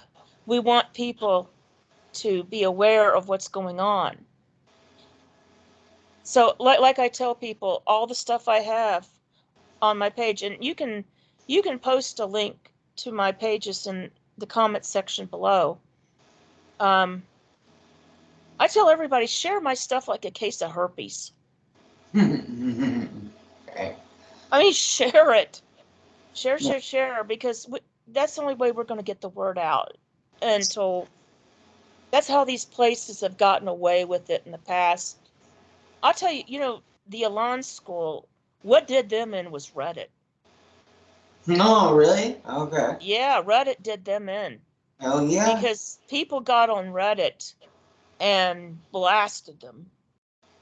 And now, we're using other forms of media to blast these schools. I mean, yeah. TikTok took down Circle of Hope. Hell yeah. Yeah, I remember there being a big campaign. Yeah. So that. use all forms of media. Use whatever you have to, but just tell the truth and get it out there. Amen. But when it comes to like these Lester roll-off homes and other Christian homes, because there was during the summer that Blue Creek Academy was busted. Literally a month later, another one in West Virginia was busted. It was called, I think, Miracle Meadows. It was a Seventh-day Adventist school. I know nothing about it. Only that it was Seventh-day Adventist, and the lawyers that sued on behalf of the kids of that school got the kids $28 million. Oh, wow. Yeah. I'm like, Well, at least they got some money. That is antihistamine money. That is nothing to sneeze at. Yeah, you're right. You're right. I mean, whoa. And that was 27 kids, and there's been more kids come forward since that happened. Yeah. And the woman, now get this, that happened in Salem, West Virginia. That was in another county. Yeah. The woman running that school actually did a year in prison. Okay. And yes, they took her to jail. So I don't know why they didn't do that to Blue Creek. Huh. It's probably just because it's a different state. No, it's a different it's still county. It's corruption. Yeah, this was West Virginia. Yeah, it's This is West Virginia. It was I don't know what county Salem is in, but it's not Kanawha County. But I've posted that on my site. You'd have to just everything is on my site. You have to use hashtags to find it. But I categorize everything. I mean, meticulously. You know, Yeah. when I post things. So ridiculous with my stuff too. Yeah. So, like to find yours, you'd have to, hashtag, was it Short Creek or Spring Creek Lodge? Spring Creek Lodge, you'd have to put hashtag Spring Creek Lodge and the magnifying glass icon and search it. You know what I'm saying? Yeah. And about 200 things will come up for Spring Creek Lodge, but yeah. And yours will be there somewhere. Somewhere, yeah. But Miracle Meadows, the owner of that, and several people were arrested from that school. The owner did a year in jail. She was 70 years old. She's out of jail now, and she's forbidden from ever being around children again. Good. Yes. Why Kanawha County could not do that at Blue Creek Academy, I don't know. I don't know, but I'm very upset. The whole court would be bought off.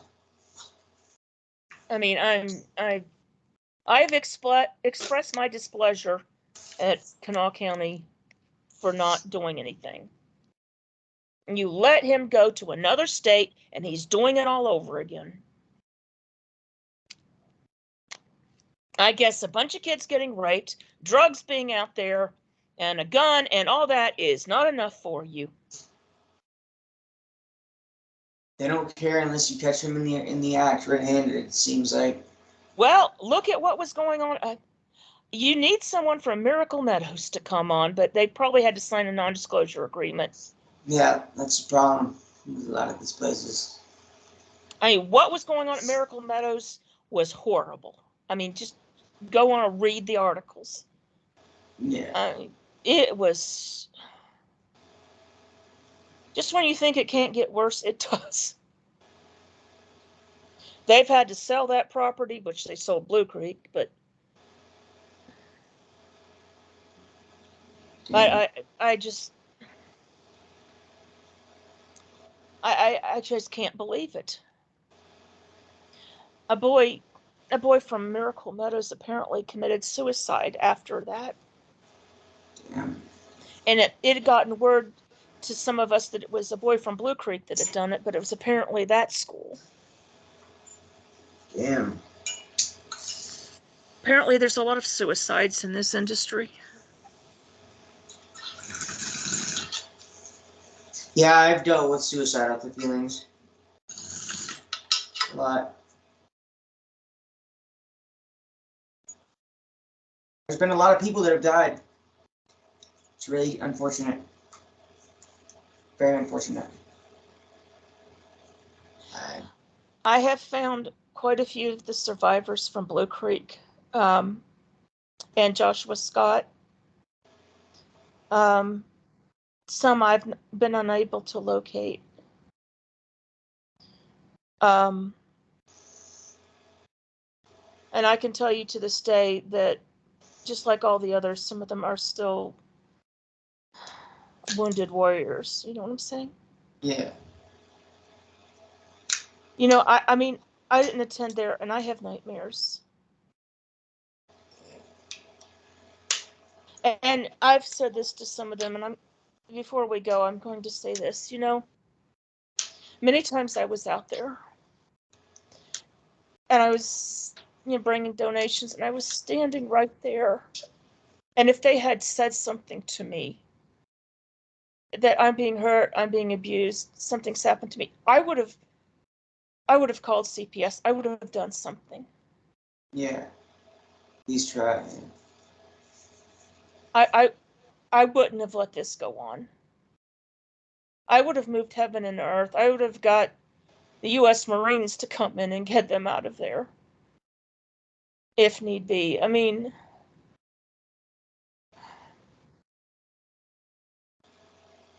you never had anybody come up to you like that there? Excuse me? You never had anybody come up to you like that there? What do you mean come up to me? Like I'm being abused and stuff? Not in these, not out there at these schools. Apparently, they said why they couldn't say anything, but and a lot of times they didn't know themselves, you know. Yeah.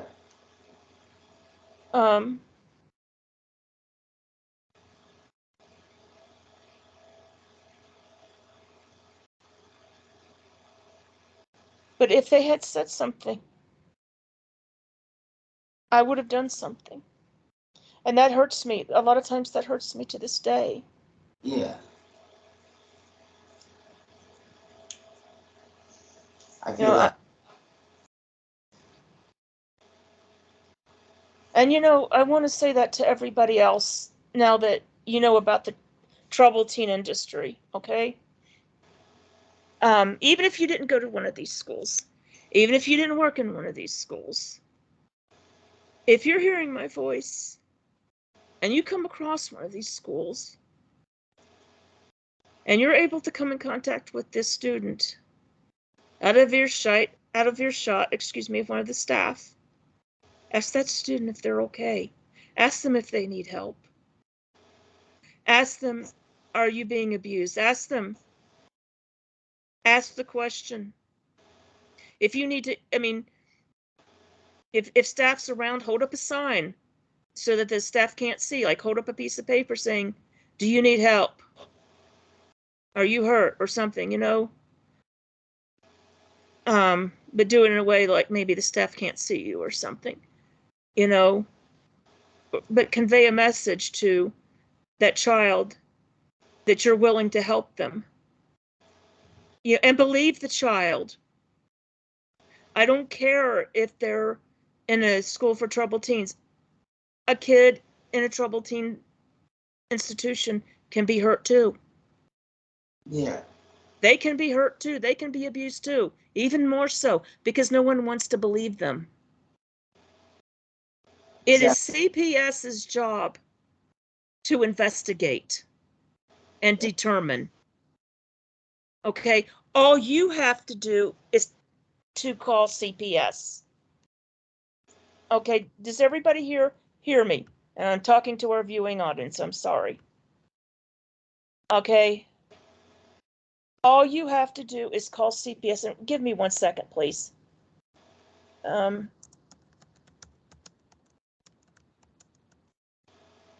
Okay, hold on a second.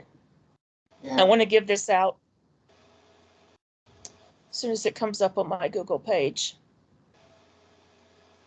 The National Child Abuse Hotline is 1-800-4A-CHILD or 1-800-422-4453. That's 1-800-4A-CHILD, 422-4453. Like I said, it's not your responsibility. It's a CPS worker's responsibility to go in there and determine if that child is being abused. You make the call. You go report it. You let them determine if that child is being abused. But you ask the question, because a lot of the times in these these schools, they can't talk. They can't, come forward and say, I'm being abused. And they're, like I said, their mail is cut off. Their phones are monitored. There's a staff member around, with them at all times. But if you catch them with a staff member not there, ask them, are you okay? Ask the question and believe the child. I mean, I don't know how. And another thing, don't confront the staff, don't confront the abuser. You just go make the call, and you let the proper authorities do their job. Yeah. Just go make the call. Just say, I will do something, and you go make the call. And say a prayer, but you do your part.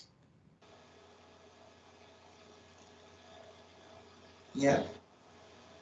And that's all I can say. And thank you. Yeah, no problem. Thank you so much for coming on the show. You ever want to do part 2, we'll do part 2. You'll probably remember some things when we're done here. So if you want to do part 2 follow-up, it's fine with me. But I appreciate you coming on and sharing your story and your thoughts and expressing your passion for helping these kids in this industry. How long have we talked? Almost 2 hours now. Wow. Yeah. Yep. Thank you for putting up with me. No problem. This story deserves to be told. You know what I mean? Everybody's story deserves to be told. So, and we need all these stories to be out there. It's the only way we're going to make a difference. Well, in closing, I'll say this. All you guys from Blue Creek Academy and Joshua Scott, hang in there and be strong. For sure, for sure. I believe you. I believe you. I believe you too. And thank you, whoever that was on Blue Creek that stopped and told me that day, whoever you were. Yeah. I remember the day, a couple weeks after they left. They were kicked out. I was down there at the summer camp I used to go to, and I was sitting by the creek, and I looked back at where, down the road towards where Blue Creek Academy is. And I was thinking how peaceful this place feels now that they're gone. I haven't felt this peace in a long time. It's like just so peaceful that they're not here.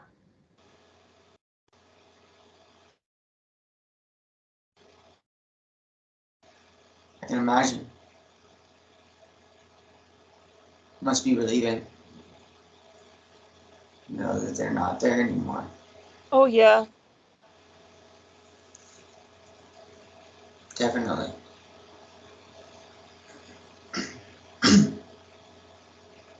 You have anything else to add? No, we've talked too long. I did remember something, but it's... No, go ahead and say it. No, I just, I talked to the new owners of Blue Creek Academy. All the stuff they found when they left. Okay, what kind of stuff did they find? Well, they told the kid, when the kids said that they were forced to eat nothing but beans and water and stuff, Yeah. The kids were telling the truth. They found like 5-gallon buckets of beans everywhere in the most weirdest of places. Just, the what do you call it? Not the ration beans, but the survival beans, that you'd buy these 5-gallon buckets of beans. I mean, in 5-gallon containers. And, for like emergency or something. They were finding these everywhere. And they tried to cook them and they couldn't because they were so old that they couldn't be cooked. And they went to the store that sold them and the guy said, "Oh, we haven't sold those for 10 years." And, out of that kind of container. Wow.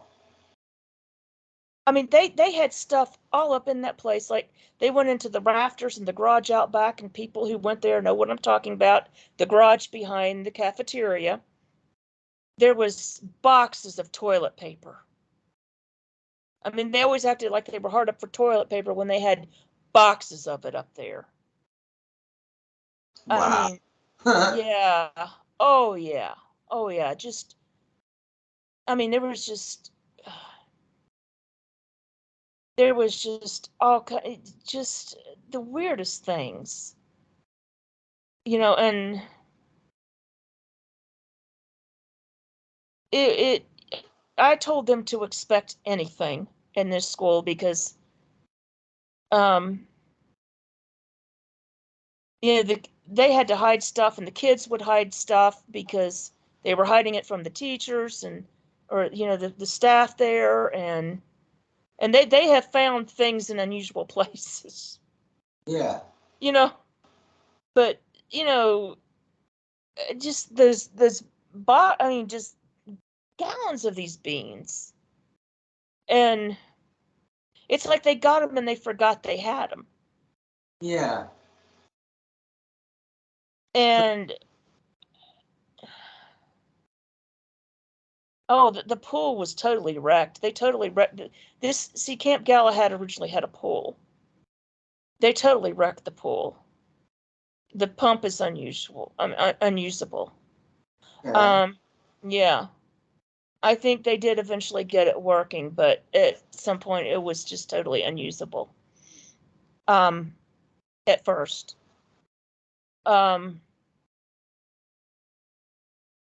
Someone donated the school a wood burning stove, and when they bought the property, there was a bunch of wood, to go with it that'd been chopped up.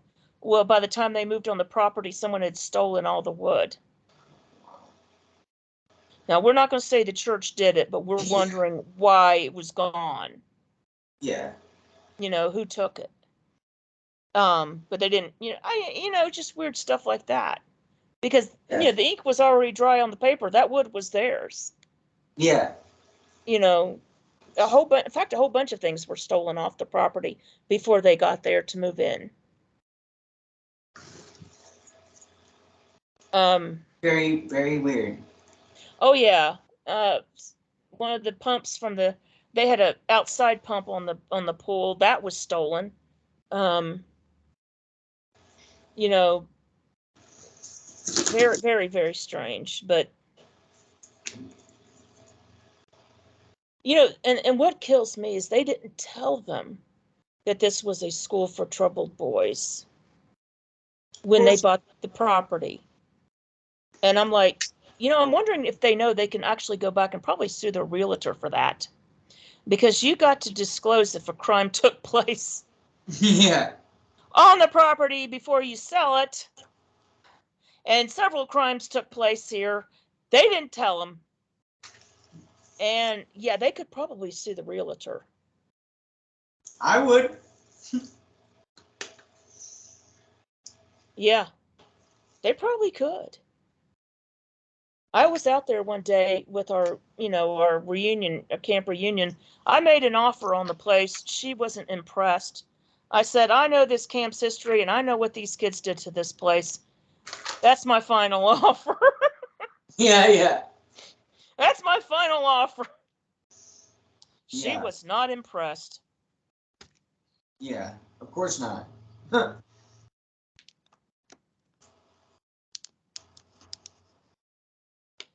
I mean, I was just doing, I wasn't going to let, that church get any of the proceeds to pay off their lawsuit.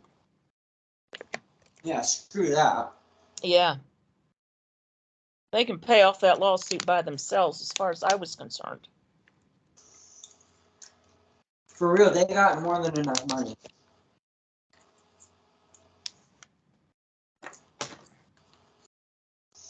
I mean, it's a nice, this, like I said, this was a beautiful camp at one point. It really was. I mean, if you Google Camp Galahad, West Virginia, I think it was also called Nocoma, which Nocoma is for diabetic children. Okay. But it was several other things too. I mean, this is a historic camp. When these people from Belleville, West Virginia got it, they just ran it into the ground.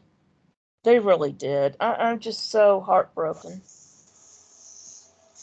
It would take millions of dollars to repair it, and it's probably far gone by now.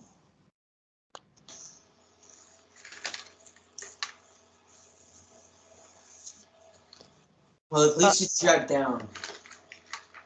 Yeah, and they're not going to reopen.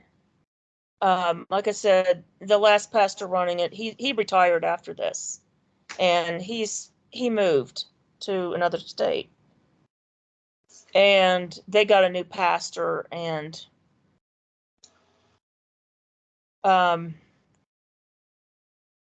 it was just this one guy who went to another state. I think he realized what money could be made and decided to do this. Yeah. Because from what I'm told, I mean, these schools are a money pit. Oh, they are.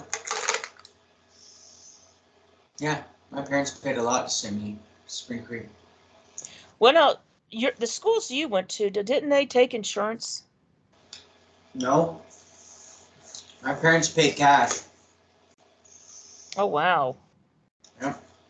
Because I was on, I won't say which site it was, but I was on another site when we were talking. Apparently, some of these schools took insurance. Yeah, you're lucky if they took insurance. I mean, that's you're talking, because I was wondering, some of these kids will go from school to school to school. How do these parents afford that? Usually what the school will do, because I almost got sent to Jamaica, they told me, we'll just send you there and then bill your parents and tell them you're in Jamaica after we send you there. They don't even tell your parents they're going to send you to another place. They just do, most of the time. That's deception. Fuck yeah, it's deception. I didn't even know they could legally do that. Not legally. They don't give a fuck, though. They don't care.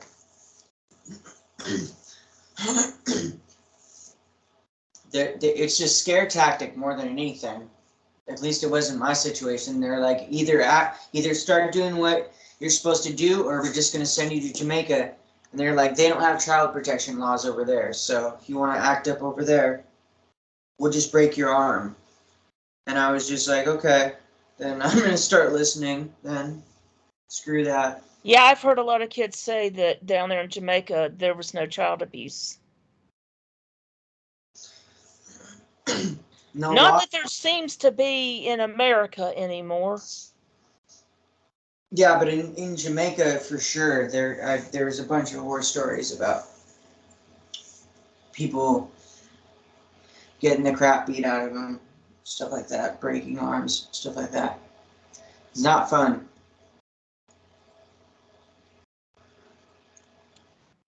But yeah, in closing thoughts, Well, yeah, that just reminded me, the first Yep. day I met JR, he told me, we'd be using corporal punishment, which, okay, I thought maybe he meant like for major infractions. Yeah, And then I read, the CPS report, and he's doing it like if they can't memorize a Bible verse. Yep. I'm like, you gotta be kidding me. Yeah. You have to be kidding me. I mean, some of the things, one kid is being punished because a bench got broken and he punishes the wrong kid that did it. And I'm like, JR, you've been here long enough. You should know these kids. You should know which kid did it and which kid didn't. Now, don't give me that crap. I'm here off and on.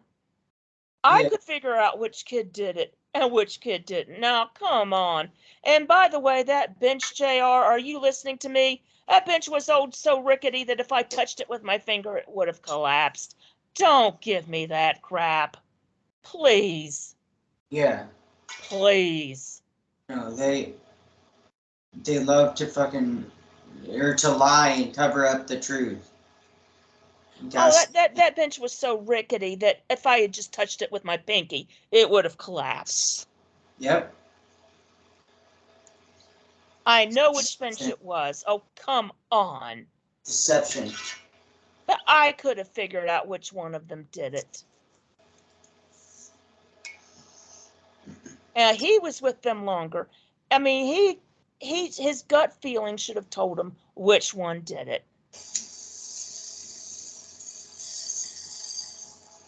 Yeah, his gut feeling definitely should have told him. He should have just known. Yeah, he should have known that that bench was rickety.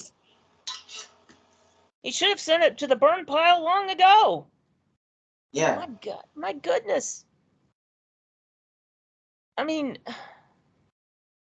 I making a mountain out of a molehill. I mean, come on here.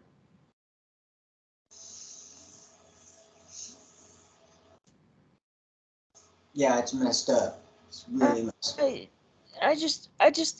I think the kid's on a power trip half the time. Well, yeah, the power goes to their head. Power goes to their head a lot of the time. I mean, I couldn't believe half the things that I read on that CPS report. I mean, and I do believe it. I do believe it.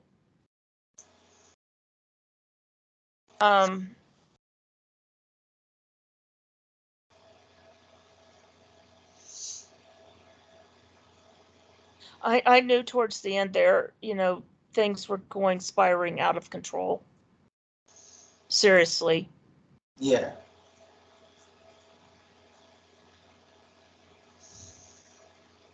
Yeah, I'm just glad that Blue Creek's shut down now, but we need to focus on Agape now.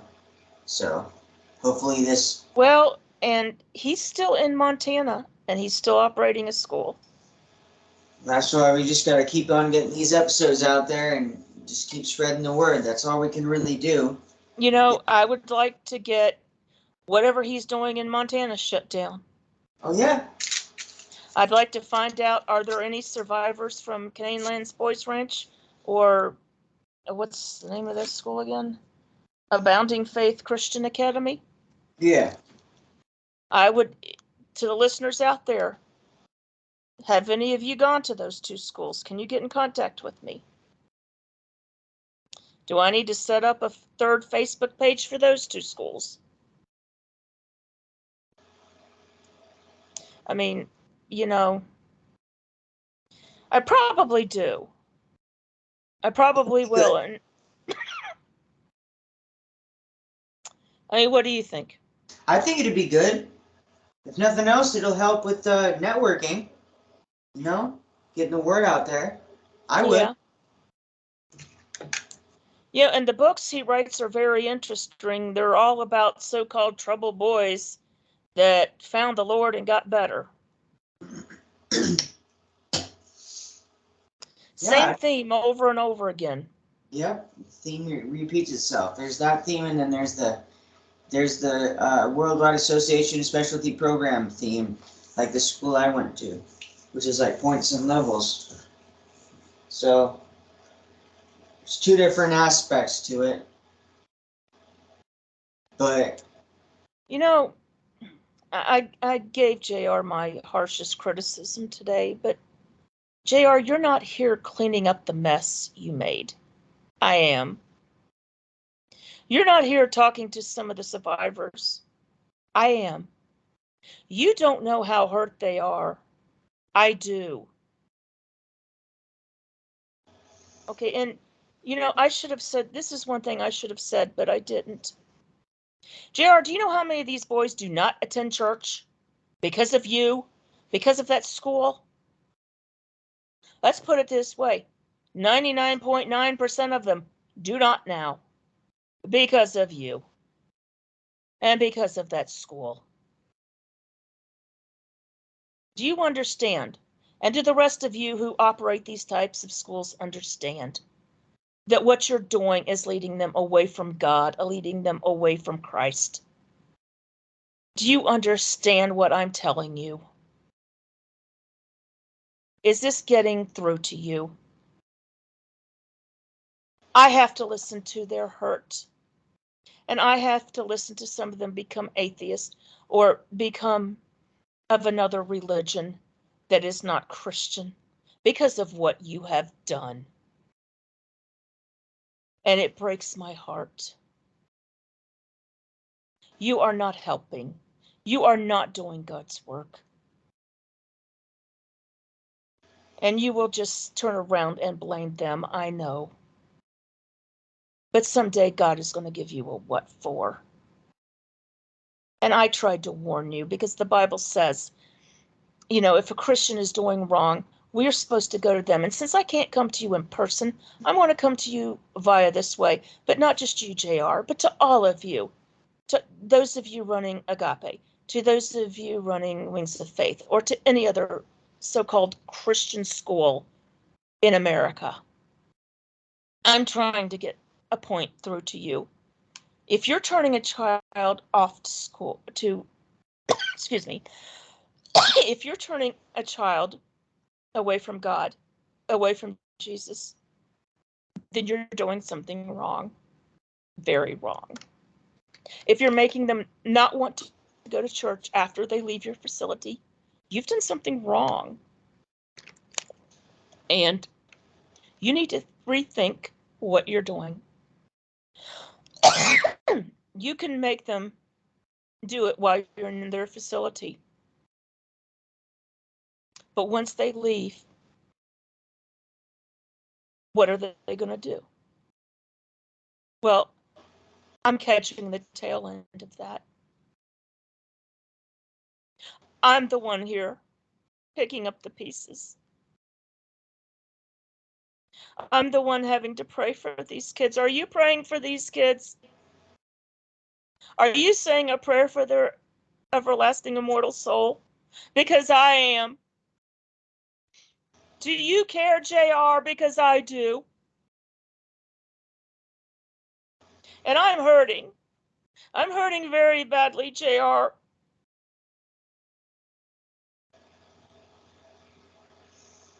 And all of you at Bible Baptist Church in Belleville, West Virginia, do you know what you've done?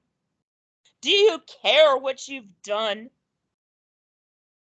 God have mercy on all of your souls because you're leading kids to hell.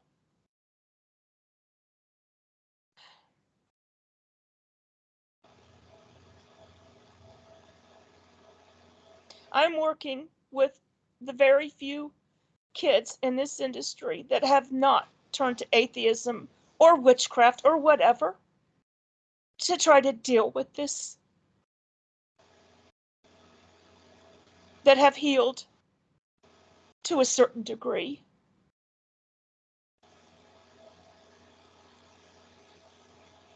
And we're trying to find solutions. But I want you to know, J.R. Thompson and Bible Baptist Church in Belleville, West Virginia, that you will stand before God one day and you will have to give accounts to what you did. And the Bible says something that Jesus said about a millstone, a rope, and the deepest ocean about those who harmed a child. And I want you to remember that. Now, I'm willing to talk to you people. JR, I'm willing to talk to you. You know who I am. And I'm willing to talk to you people down in Belva. And I'm willing to talk rationally about what's happened here. You probably won't want to talk to me, but I'll talk to you about the mess you left when you went away and how maybe we can do something about it.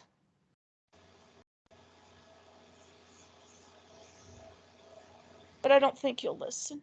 I don't think you care. I don't think you know Jesus. I pray for you. That's all I can say. Okay. Well, thank you for that. And JR, if you want to get a hold of her, get a hold of her. She wants to talk to you. And yeah, thank you again for coming on the show. Like I said, if you remember anything, we'll do a part 2. Otherwise, I will let you know when I post this video, because it's going to be probably about a week before I put it out, because I need to edit it and all that. So Thank you. Thank you so much. I'm so sorry there at the end of it. Thank you. Nope, no problem. All right, you have a wonderful night. Okay. All right, bye. Bye. All right. Oh yeah, don't forget to like the video either. If you've made it this far in the video, please don't forget to like the video. Really appreciate it. Helps with the algorithms. And with that, I'm out of here. Peace out, guys. Have a good night. Bye.